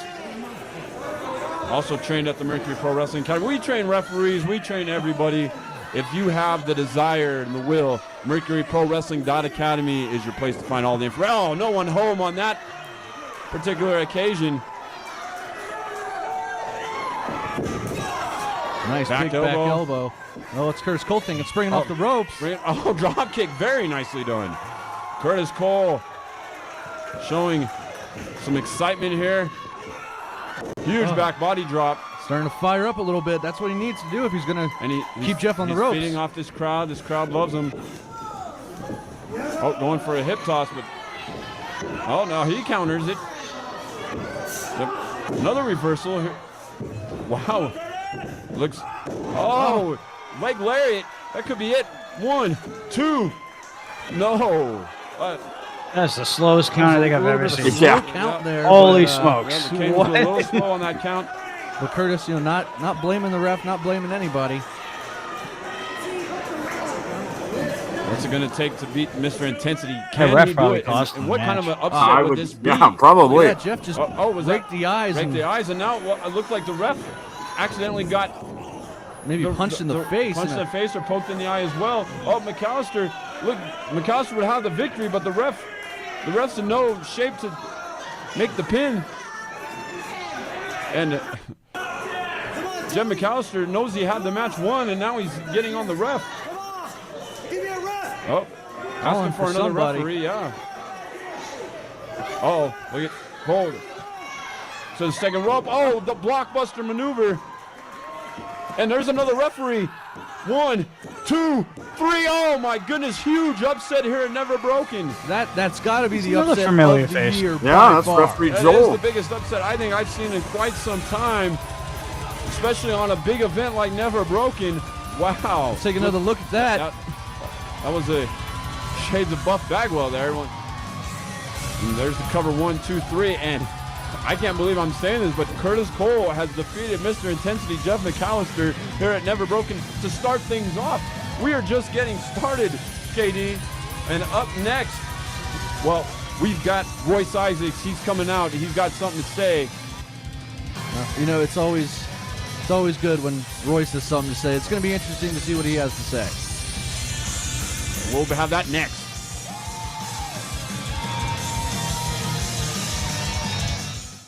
The Mercury Pro Wrestling Academy is the only establishment in Colorado to get professional wrestling training from professionals with connections available nowhere else. MPWA is the official training facility of NRW Pro Wrestling and offers a training program that focuses on the full professional wrestling experience, including proper fundamentals, in-ring technique, cardio conditioning, and much more. Here you will also have access to Grudge MMA Training Center's complete list of courses and equipment, as well as attending NRW's tapings and major events, getting up close and personal with world-class talent. If you are serious about being a professional wrestler, then MPWA is the place for you. Located off of I-76 in Sheridan, inside Grudge MMA Training Center in Arvada, Colorado.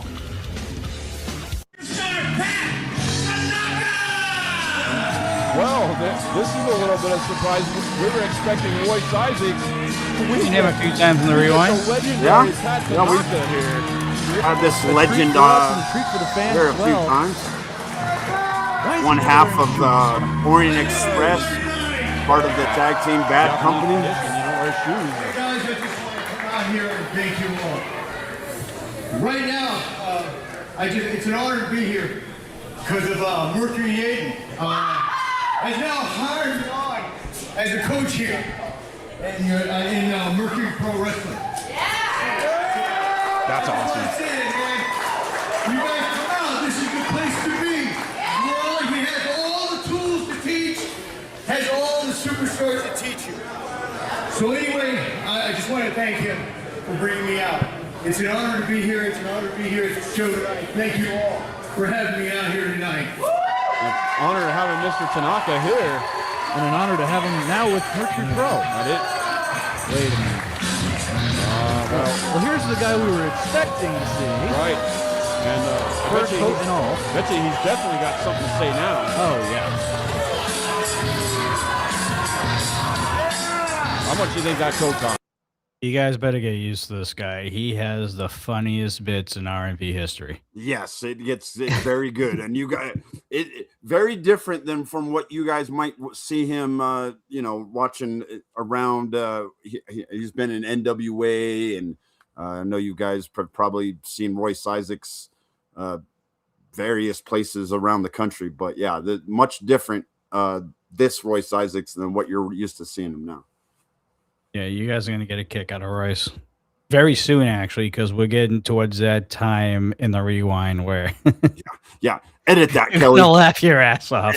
Edit that, Kelly. That, yeah. And Kelly definitely did not edit that. No, we definitely did not. More than we're getting paid. I thought I stalled out on some secondhand store in Broadway. Well, Pat, Royce Isaacs was sitting backstage and he's thinking, man, Pat Tanaka, what a legend.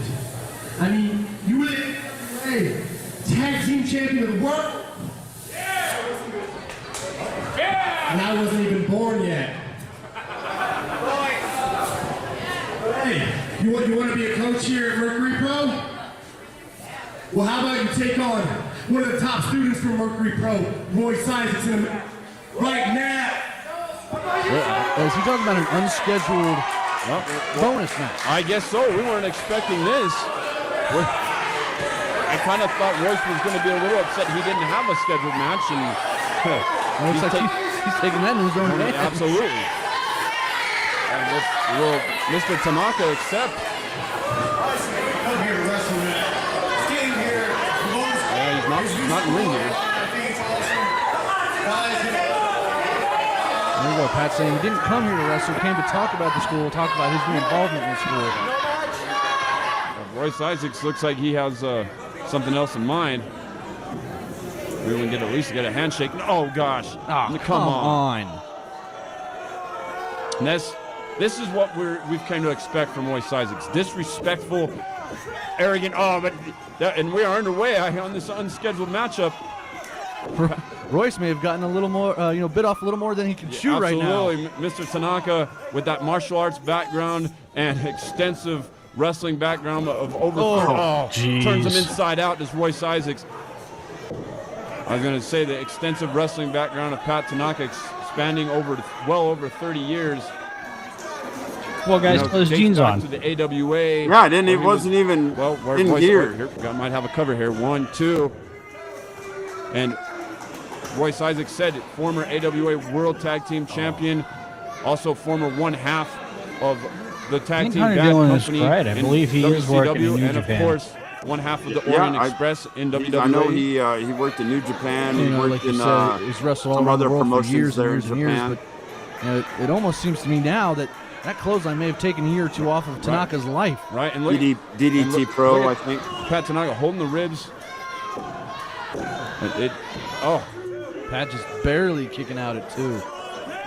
He looks to be in pain. This isn't what Mr. Tanaka was expecting. You know, he was asked to come out here by Mercury Yaden to come out here and talk about his involvement with Mercury Pro Wrestling Academy. He wasn't expecting a match. And for Royce Isaacs to come out here just because he's mad, because he wasn't scheduled to have a match either. Royce Isaacs, he's determined to make up for the first time he was here in NRW. You know, left a bad taste in his mouth. He wants to make up for it and to make a name for himself back here in NWA NRW. And he wants to do that whether it's with his tag team partner Cody Devine as the Upgrades or by himself. He's determined to do it anyway. Well, and Royce has said before on multiple occasions, multi-sport athlete. You know, one of the baddest guys in the business. Oh, look at this. Armbar submission hold, maybe. Yes, look at it. Look at the torque Pat Tanaka's got on it. And Tanaka's in pain as well, but he's trying to torque on that arm. He was able to get to the ropes.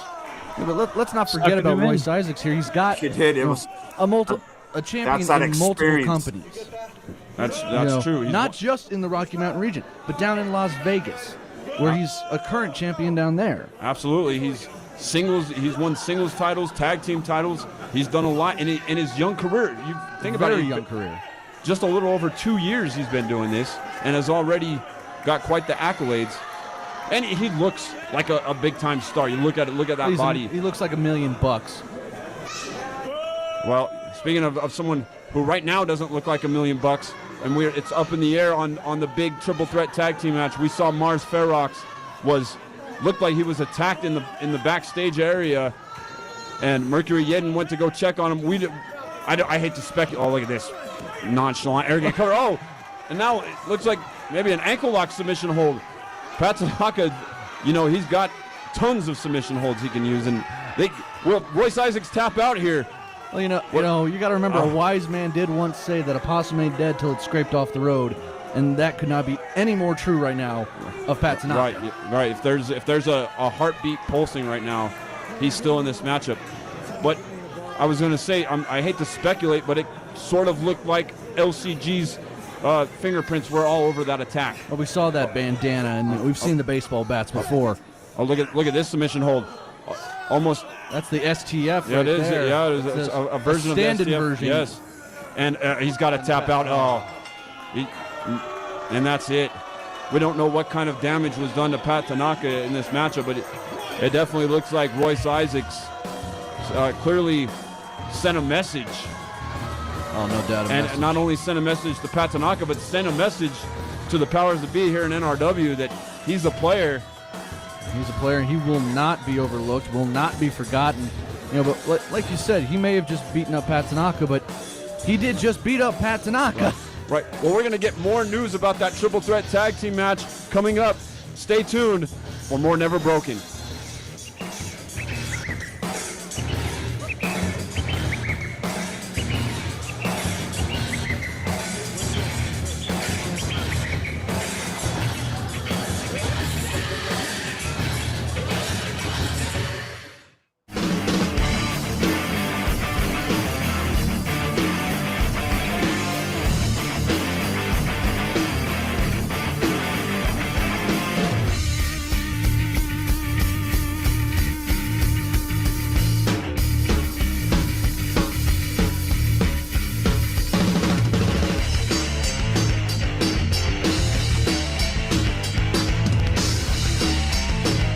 Lucas, you look distraught over there. Oh, I'm just tired. This weekend took a lot out on me. It's gonna be great night. It's gonna be. Hey, what can I do for you? What's up, man? What's up? Look familiar? Look familiar? Yeah. Is this your boys? Did you pay for that? Is this your boys? Did you pay for that? Yeah, they're $5. It's $5. Are they $5? Yeah. I don't have to pay for anything. What This is is my company. This is my company. And I'm the CEO. I don't care who you are. You have a problem? I've had a problem with you since day one. Well, I've had a problem with you since day one. I've had a problem with you since way before day one. look, you need to focus in on something. I know you're upset. I don't know what's going on here. We've been in here for All day. all day. That's crap. That's crap, and you know it's crap. Look, I know he's on his way. I know Mars is gone. He's on his way to a hospital. You used to have a triple threat tag team. I know I do. I know I do. And I know exactly what you did. Well, I know exactly what you did. Look. Because you're scared your little group's gonna fall apart, right? And you know Mars and I were the first ones to start disassembling that. Listen. Do you think I can't do this on my own? No, I don't think you're gonna stick around. You have My choice. stuff's much worse than you. Tuck your tail and leave like we know you're gonna do. Oh, really? You're gonna walk in by yourself? I'll win those tag titles by myself. Yeah. And I'm going to win back this company by myself. Really? I'm going to win back this company by myself by any means necessary. Hey, good luck in your match. It's $5, Buster. Sounds familiar. Yeah.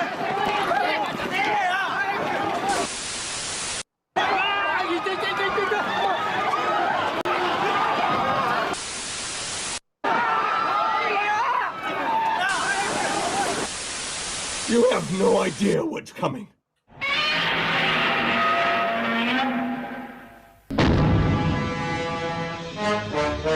Stones. Rest in peace, Jack Lane. You long remembered in Rock Pro history. Can't see your face, but I'm assuming you're laughing behind your name over there. First making their way to the ring.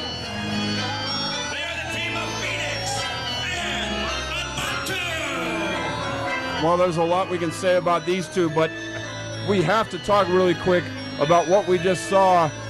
Looks like Titus has made it official that Mars Ferox will not be able to compete in that triple threat tag team match. Mercury Yen will be going that was it the alone guy against two of the that best tag teams was we've ever seen. with Mario In NRW. Are you Venture. kidding Yeah, me? he was Now, the this is Prince the of second year in a PT. row that Now one of the he's, men scheduled to be in the main event of our now he's with triple the threat Pop tag Two team and match at Never Broken has been taken out. That's almost a curse, but let's take a look at something here. Notice that the last two times, last year was Standing Six Guns. Who was involved in that match other than Deorum? Well, obviously, the LCG, the Left Coast Gorillas, Anaya and Hoodlum. Who's with the tag team champions at the moment? Well, yeah, of course. You got Anaya and Hoodlum are part of the 4 Point Cartel.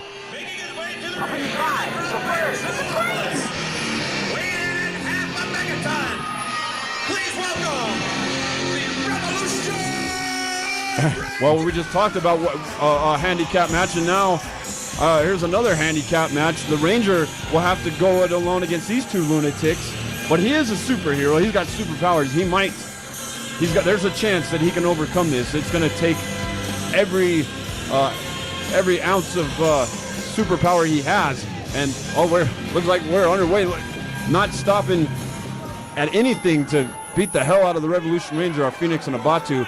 And we saw what they did to Dr. Beefcake last week. As far as I know, we have seen the end of Dr. Beefcake here in NRW. That's what I've heard. Dr. Beefcake is no more here in NRW. And who's this guy? I know that breaks your heart, Death Drop. He came out with Phoenix and Abatu. That's the best news I've heard the entire day. Yes. Yeah, Yes. no more beefcake for you. Thank God. What a day. This needs to be a holiday. What's today? March 8th? March 8th. Day we found out Dr. Beefcake is no more. Yep. There will be no comebacks either. He's very unusual looking. Did he come to the building with 3 billy goats? He might have.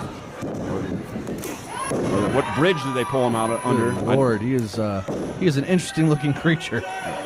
No, but let's go back to this match. Let's not ever take away anything from the Revolution Ranger. We've said it before. The man can leap tall condominiums in a single bound. Absolutely. He can. He's more powerful than a light rail. Oh, but is that going to be enough to stop these two? I don't even know what to call them. Psychopaths, lunatics. All of the above. You know, the one thing that does play in this is, you know, Revolution Ranger usually is not an angry guy. He's a superhero that is usually jovial, likes to have fun, but he's angry.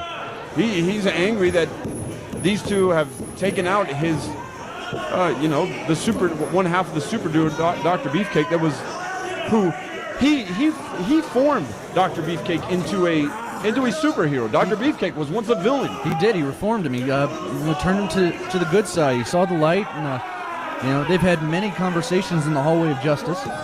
You know, and from what I've been hearing backstage, you know, from my good buddy Bruce Rogers, you know, correspondent of ours, he's told me a few times that, well, since then the Ranger might be looking for a superhero in training. Well, really? Well, that'll be interesting. But right now, there's not much hope here for the Revolution Ranger, as it is just getting taken to him by Phoenix and Abatu.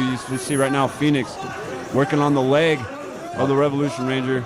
Pulling that knee around that bottom rope and yanking on it. And whoever this weird-looking guy is out here, he's got a chain. That's not... Looks like he came out of a coal mine. You know, I wonder if I followed him to the end of a rainbow if I'd get some gold. sort of looks like it, doesn't it? Looks like... The darkness is coming? What is he talking about? Well, you know, we've heard him speak, but it's not the same voice we've been hearing for the last couple weeks. We've been hearing this other voice that calls himself the Puppet Master, a very distorted voice. It talks very intelligently, though. I don't know how much intelligence this guy has. Lots of $1 million words from that Puppet Master. This guy seems to... 1, 2, and Batu almost made waste to Revolution Ranger right here. Revolution Ranger has no one to tag. It almost looks like he's looking to the corner as if Dr. Beefcake would be there. Can Dr. Beefcake overcome this? You almost think that it's more in his head than anything right now.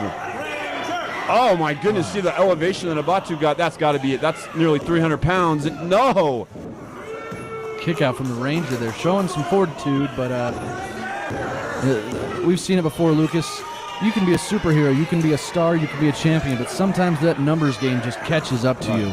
And with the Ranger being angry, that's got to completely take his head out of the game. Right. And because Phoenix and Abatu, I don't think they use their brains. They just go off pure instincts. They don't have anything to worry about. Oh, Ranger able to catch a little break there, pushing Abatu into Phoenix. And now, what's this? I thought he was going for that superhero swing. This is the Halls of Justice maneuver. The Halls of Justice, no. That was a submission hold that Batu able to break it up. And now, Batu just laying his foot right in the throat. And now this weird individual's up on the ropes. Wait a minute. What is that music? What am I hearing? What am I seeing? What is? Well, it's the Rainbow Ranger. Well, who the hell is the Wait Rainbow a minute. Ranger? Wait a minute. Wait a minute. Well, not very light on his feet, is he? I wouldn't say he's faster than an RTD light rail, but Okay. We have a new member of the Revengers. Colorful's a word. What? Just can you explain this? Wait a minute. This Rainbow Ranger, I guess, he's looks a little bit like Warren Cadence. Here to help Revolution Ranger. Very much. I guess. He's taking out Phoenix and Abatu here. And I think the referee's calling for the bell. That's a disqualification. It is. This was supposed to be a handicap match. But the Rainbow Ranger here, he's sure an energetic fellow, isn't he? What are we seeing? He's introducing himself to Revolution Ranger. Well, there you go. It is a disqualification. Well, Ranger doesn't know what he's looking at. Check out those boots. There you Did go. he kill Big Bird for those? What? Offer in the hand. Are we going to see? Do we see a new alliance here?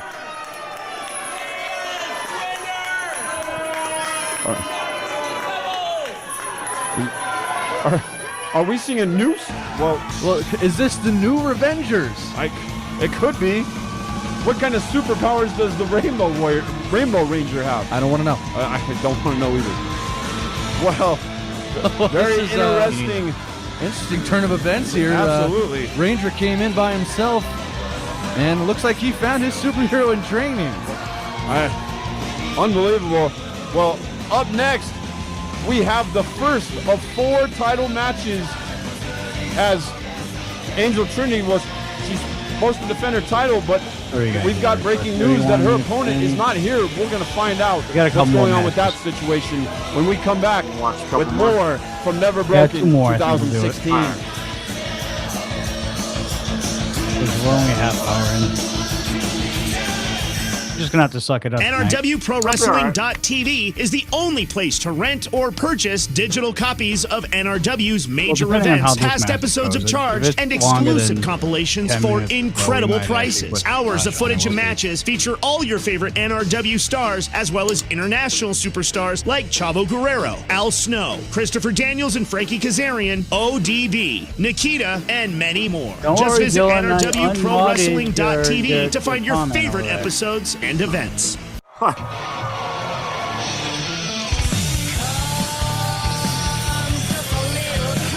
this is interesting, KD. Usually, the champion comes out last in a title match. The champion coming out already first. parading on Twitch. We've heard some news everything but earlier on today, ramblings about the possibility of her opponent not showing up here tonight. That has not been confirmed. But this is a sign. We haven't seen Sierra all day. Let's just put it that way. She has not, well, from what we've seen, is not in the building. Well, she may be somewhere. But at this time, we don't know. Rumors are abound, and maybe we'll find out now what's going on. Here comes Titus. And usually I want to throw up right about now. But because of the situation, I'm interested to hear what's coming out of his mouth. Hopefully it's not a bunch of crap like usual.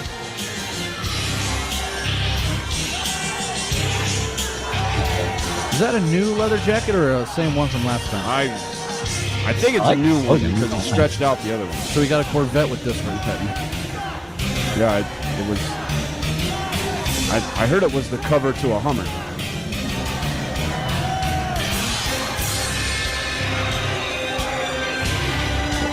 Well, hurry up and tell us what's going on. We don't have to look at you anymore. He put on his running shoes for a reason, I'm assuming.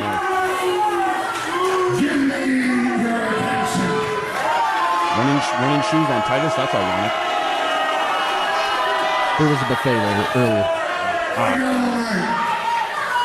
Look, you actually want to hear what I have to say. Well, for one side, yeah. It involves you. You see, I'm actually a fan of Angel Trinity. And the truth is, Angel, your opponent for this evening, she was too scared, she didn't show up. That's confirmed now. That is confirmed. What's But going you on know again? I what? forgot. I do know that you're a fighting champion. That's for damn sure. Can you hear me, Lucas? No, I didn't hear I you. might not agree with how Who was you her play opponent these last time? fans. Who was her opponent? It was supposed to be Sierra Rose. I know Oh. that I didn't want show to up. see a Lockets championship match right here and never broken. For once, we agree on something.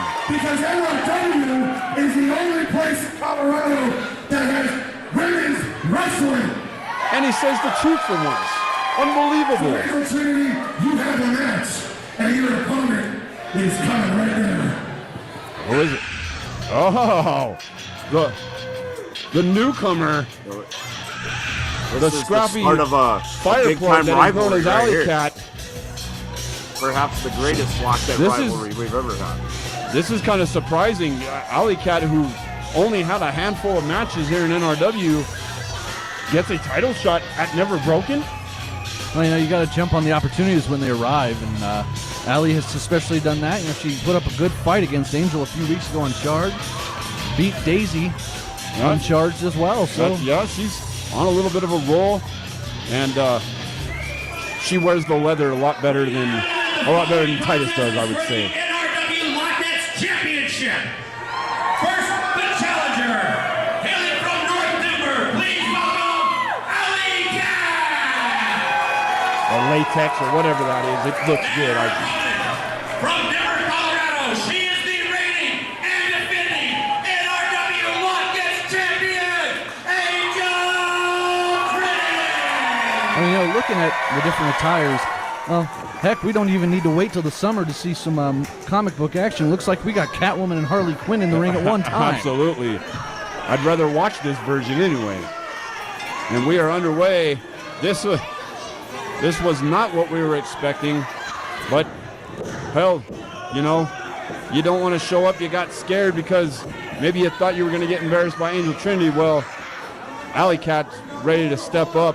And this is where the real competition is here in NRW, the Lockheads division, the only women's division, and hell, I'll say it right now, the only women's division in the Rocky Mountain region, as far as that goes. There you go, Angel and Allie both rolling out to the, pushed her against the guardrail there. And Alley Cat against the ring. Taking it outside like as if she was in an alley. You know, she is a fighter. She's from the mean streets of North Denver. You know that neighborhood. It can get rough. I don't go there. Yeah. Nice go behind by Angel. Trying to jockey for position a little bit here with Alley Cat. Angel Trinity, she is, when it comes to her technical prowess, is as skilled as anyone we've seen. And that goes for the guys. But look at Alley Cat. Was able to reverse, and now she's got a wrist lock of her own on Angel Trinity. But there is the skills being displayed by our champion. And she is so athletic. Oh, look at, we've seen Hopping this. right to the middle rope and up to the top, and now walking that tightrope. Well, Lucas, I got to say it, that is phenomenal. That is phenomenal. She is NRW's phenom, no doubt about it. You know, and Angel, along with Alley Cat, they, both great wrestlers so far. And like you said, Allie only a few months into her career, Angel about a year and a half. Yep. Both have done some just incredible things. And well, you think about Angel Trinity and her reign as NRW Lockheads champion, perhaps the most dominant champion we've ever had in any division. Oh, without a doubt, she's definitely one of the top. And heck, who knows who could come out of the Mercury Pro Wrestling Academy to take on Angel for that title. And Lucas, if they want to learn how to wrestle, tell them how. Well, get more information, go to mercuryprowrestling.academy, sign up today, and you could be in that ring. You could be in this broadcast booth with me and KD. Hell, the sky's the limit. And right now the sky's the limit for Alley Cat. She has a hell of an opportunity here. We talked about a big upset we saw earlier on. Oh, wait a minute. 1, 2. A big upset we saw earlier on. Curtis Cole defeating Mr. Intensity Jeff McAllister. But I would have to say that if somehow Alley Cat can defeat Angel Trinity, it might be the biggest upset in NRW history. Oh, without a doubt. And Never Broken seems to, this year and last, seems to be the event where people kind of they take changed. what they want to get. They don't wait around for their opportunities. Kidding me? Tonight we saw Curtis Cole, we saw Royce Isaacs take on Pat Tanaka. Made some improvements here. Alley Cat could walk away with some gold. Right, absolutely. Now wait a minute. Who scored? He didn't even score on himself. He technically doesn't have a ranking. He's holding her own just here against Angel. Oh, now he's got more of that. Does not have a rank. She mixes that wrestling, that technical wrestling, along with that street fight style. I will give you credit. You pulled off. So you have to wonder if Angel's used to that, and if she's prepared for that. And we knew for the last several weeks she was working on defending against Sierra Rose. Right. Yep. She was scheduled for an opponent that she You knows went from well. 11th to 8th. She's You got some she's went to improvement. Utah to face, and now You got some She's teamed improvement. with in the past, right, even. and now she's up with a relative newcomer that she's only saw in training. Oh, look at that! Able to turn that surfboard, into a never broken lateral press for a cover, but not able to get the 3 count. And now this is you're just seeing viciousness, just street fight capability of Alley Cat. Well, I still can't believe that what we're going to see next, where Mercury Yaden having to go it on his own in that triple threat match, taking on the Canadian Pit Bulls, the NRW Tag Team Champions, and of course the hottest tag team in NRW right now, the Balance. Oh, look at that roll up small package. And you got to wonder who that's going to not only affect, but who's it going to get, well, no pun intended, but swing the balance of power to. Whether it's going to be the Canadian Pit Bulls or the Balance, because and if somehow Mercury Yaden can pull off that miracle, that may be the upset of the year. Yeah. And also, don't forget, we've got the Charge Championship at stake. Anaya taking on Sammy Six Guns Jr. Jesus. And that is what I was talking about earlier. Imagine if somehow all the belts can get taken away from the 4 Point Cartel. That'll swing the power back to NRW Nation. They'd be dancing in the streets. And I'd be the leader of that celebration. Yes, Elton, this is Never Broken of 2006. Both ladies are trying to make it to their feet. They've been in a battle here. Oh, they have. Allie, not only the surprise factor, but I don't know if Angel was expecting this much of a fight out of Allie. Absolutely not. This is a little bit of a surprise. I thought that Angel Trinity would have a little easier time with Alley Cat. Big kick. This could be it. 1, 2, no. Alley Cat showing that scrappiness. Snapmare. And just sitting right on her. And that's Shining Wizard. And there's the viciousness of Angel Trinity. Will that be it? 1, 2, no. No, I got to admit, I'm kind of surprised that she kicked out of the Shining Wizard there by Angel Trinity. And what is it? What's it going to take? Angel Trinity's wondering that to herself. Maybe a little frustration by the champ. And now. Oh, just a solid forearm to the face and another one. She's going in the side headlock. Oh, reversal of momentum. Angel flipping out of a bulldog and in to the backstabber. And that's got to be it. No one, I haven't seen anyone kick out of that. 1, 2, 3, and Angel Trinity retains her title, but tried to roll out. She knows she was in a fight here tonight. And Alley Cat, she has nothing to be disappointed in. She put up a great fight, and she just didn't come out on top on this one. Well, Angel Trinity continues her dominance in the Lockheads division. Who is going to beat Angel Trinity? It seems like her scheduled opponent was chickened out, and Alley Cat stepped up to the plate, but not quite enough. You see the backstabber. Yep. And you got to wonder, she's defeated just about everyone that see her hugging her fans. She could be the most unstoppable reigning champion we've ever had. Up next, the triple threat tag team match for the NRW tag team titles. I think this match lasts a little bit long, so we might want to call it here, Johnny. I was just going to do a vote, but since you gave me the I think journalist intel. Yeah, I think this match goes probably about 20 minutes or so. All right. So we're going to be in for a pretty long one tomorrow then. Not tomorrow, next week. All right. They changed this. Hold up. Give me a second here. Okay. There we go. Yeah, they changed the whole look of this now. So. All right. Hunter, yeah, I meant next week. All right. Freaking relax. Yeah. I know what you meant. God. All right. So that's going to wrap up the show this evening.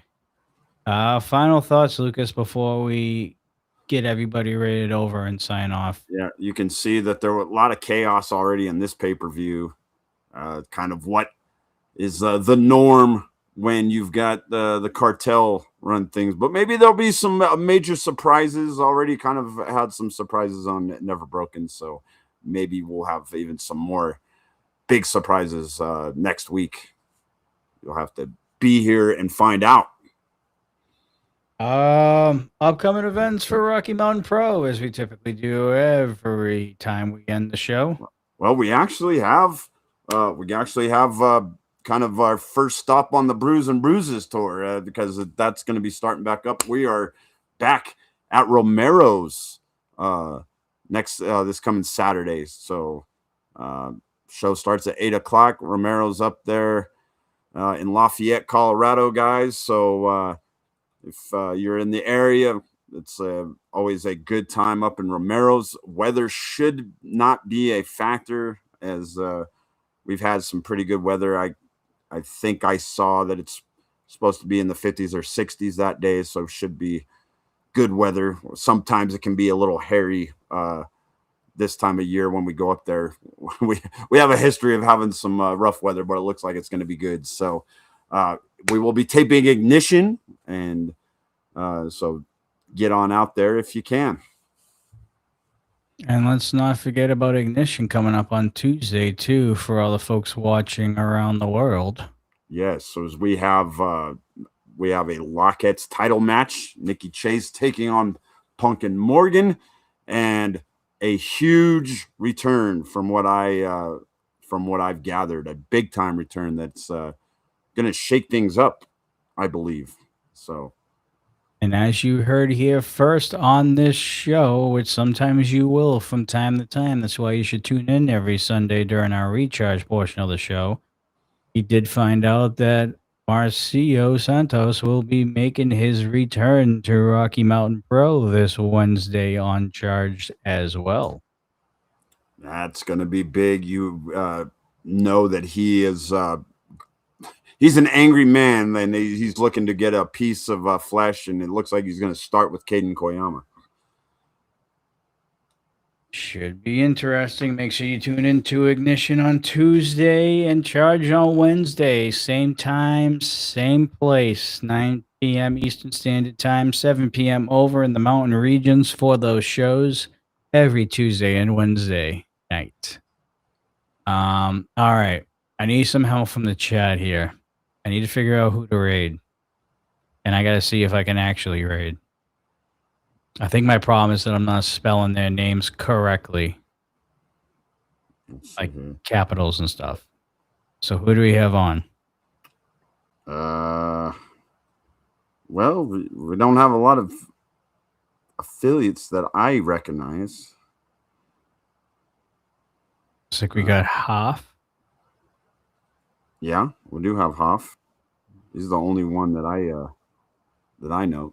Is Gritty on? I don't see Gritty anymore. I think he was on. He was on, but I'm not. When I went to go look him up, it doesn't look like he's on right now.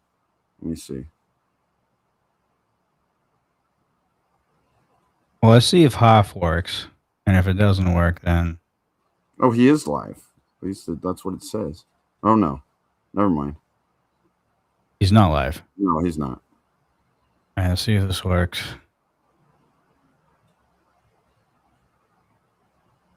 No, it doesn't work. Apparently, I'm the only moderator that can't raid. Really? I don't know if I can do it from. I don't think I can do it from my phone. Or from. You can, technically. I'm trying to do it in mod view. I don't even have that option, which is weird. See, there's the /.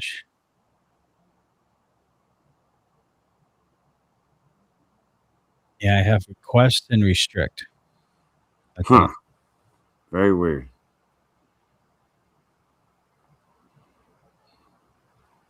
Also should be back this week. Yeah, hopefully he gets his internet situation figured out.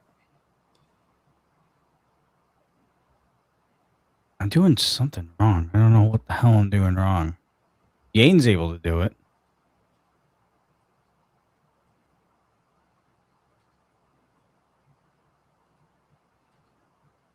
Do I capitalize? No.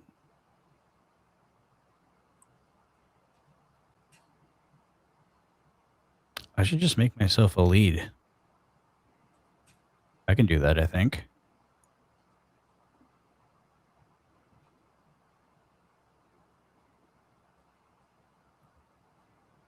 Oh, no, I can't. I'm not on the channel. Damn it.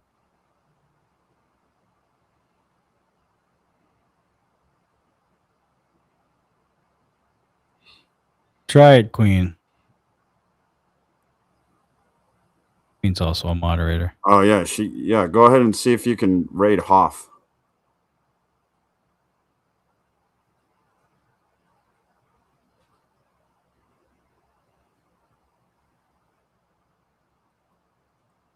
It should be HAAF. And I think he goes by, what does he go by? Something. GMG.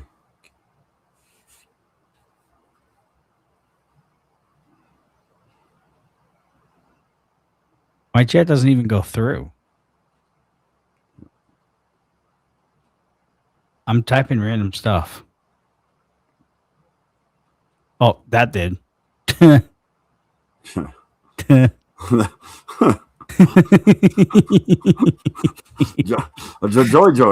It's Joy. Can't do it, even spell it right. How does he do it? Is it this? Let's do it backwards.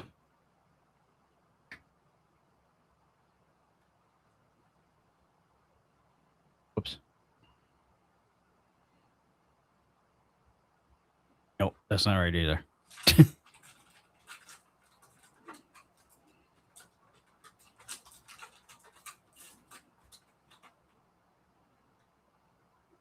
says no matches when I do it the other way.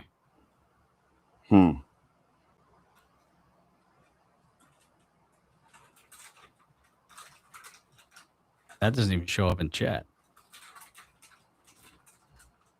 Huh. All right. Well.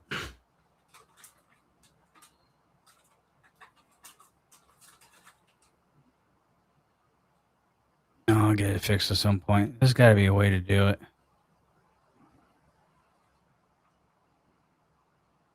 Because Yaden's not even lead. He can do it. Yeah. Let's see here. Hold on. I'm trying to. Oh yeah, you're a mod too. Yeah, I'm trying to see if I can do it from here.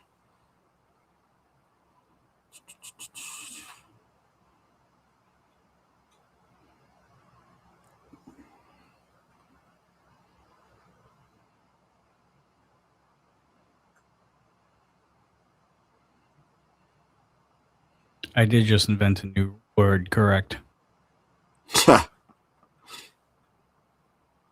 Go ahead and pronounce that one.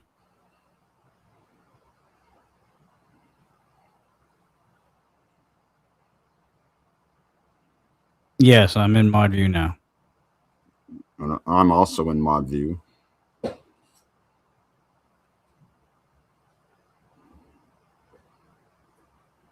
Yeah, we're gonna have to go in here and go through some of the stuff here because I mean, Twitch channel really hasn't changed on the inside for quite a while. So.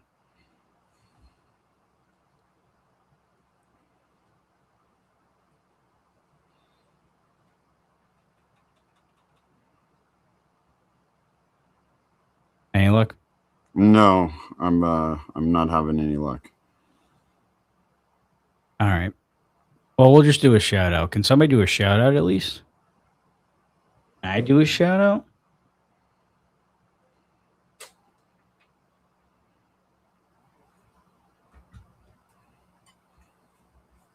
Whoops.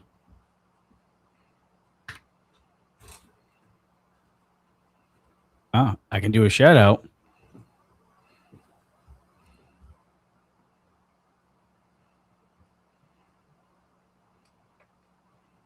I can do that. I can't do anything else. That's stupid. Anyways, all right. Yeah, I don't know what the hell. I don't know what I'm doing here. All right, so we can't raid over the Hoff, but there's a shout out right there. Click his name if you want to go over to his stream. We're gonna wrap things up here. We're gonna spend hours trying to figure this out, and I don't really feel like doing that. So we'll get some of this fixed. But until then, folks, for myself, Johnny Deathdrop, and Lucas Bradwell over here, we will see you guys next Sunday for another episode. You know what? Hold on. I think I finally got it. Like last minute. Let's see if it'll. Let's see if it lets me. If it pops up here. We might actually. Something's happening. I hit start raid. Oh, never mind. There was a problem starting the raid. Please try again in a minute. Let's just forget about it, John. How'd you do that? Well, okay, no. First off, how'd you do that? So I finally got to my mod view. Then I went to my quick actions instead of trying to type it in. I got a raid button. Quick actions. Yeah. So I don't know. It might look different because I'm doing it from my phone here.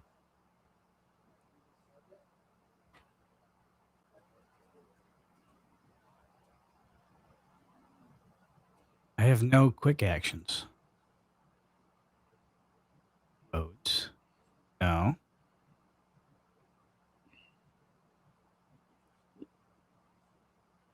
What's the quick actions button look like? It's the one that kind of looks like looks like a parachute. I think that's a parachute. I don't know. It looks like a parachute to me. It's kind of a. And that's in mod view.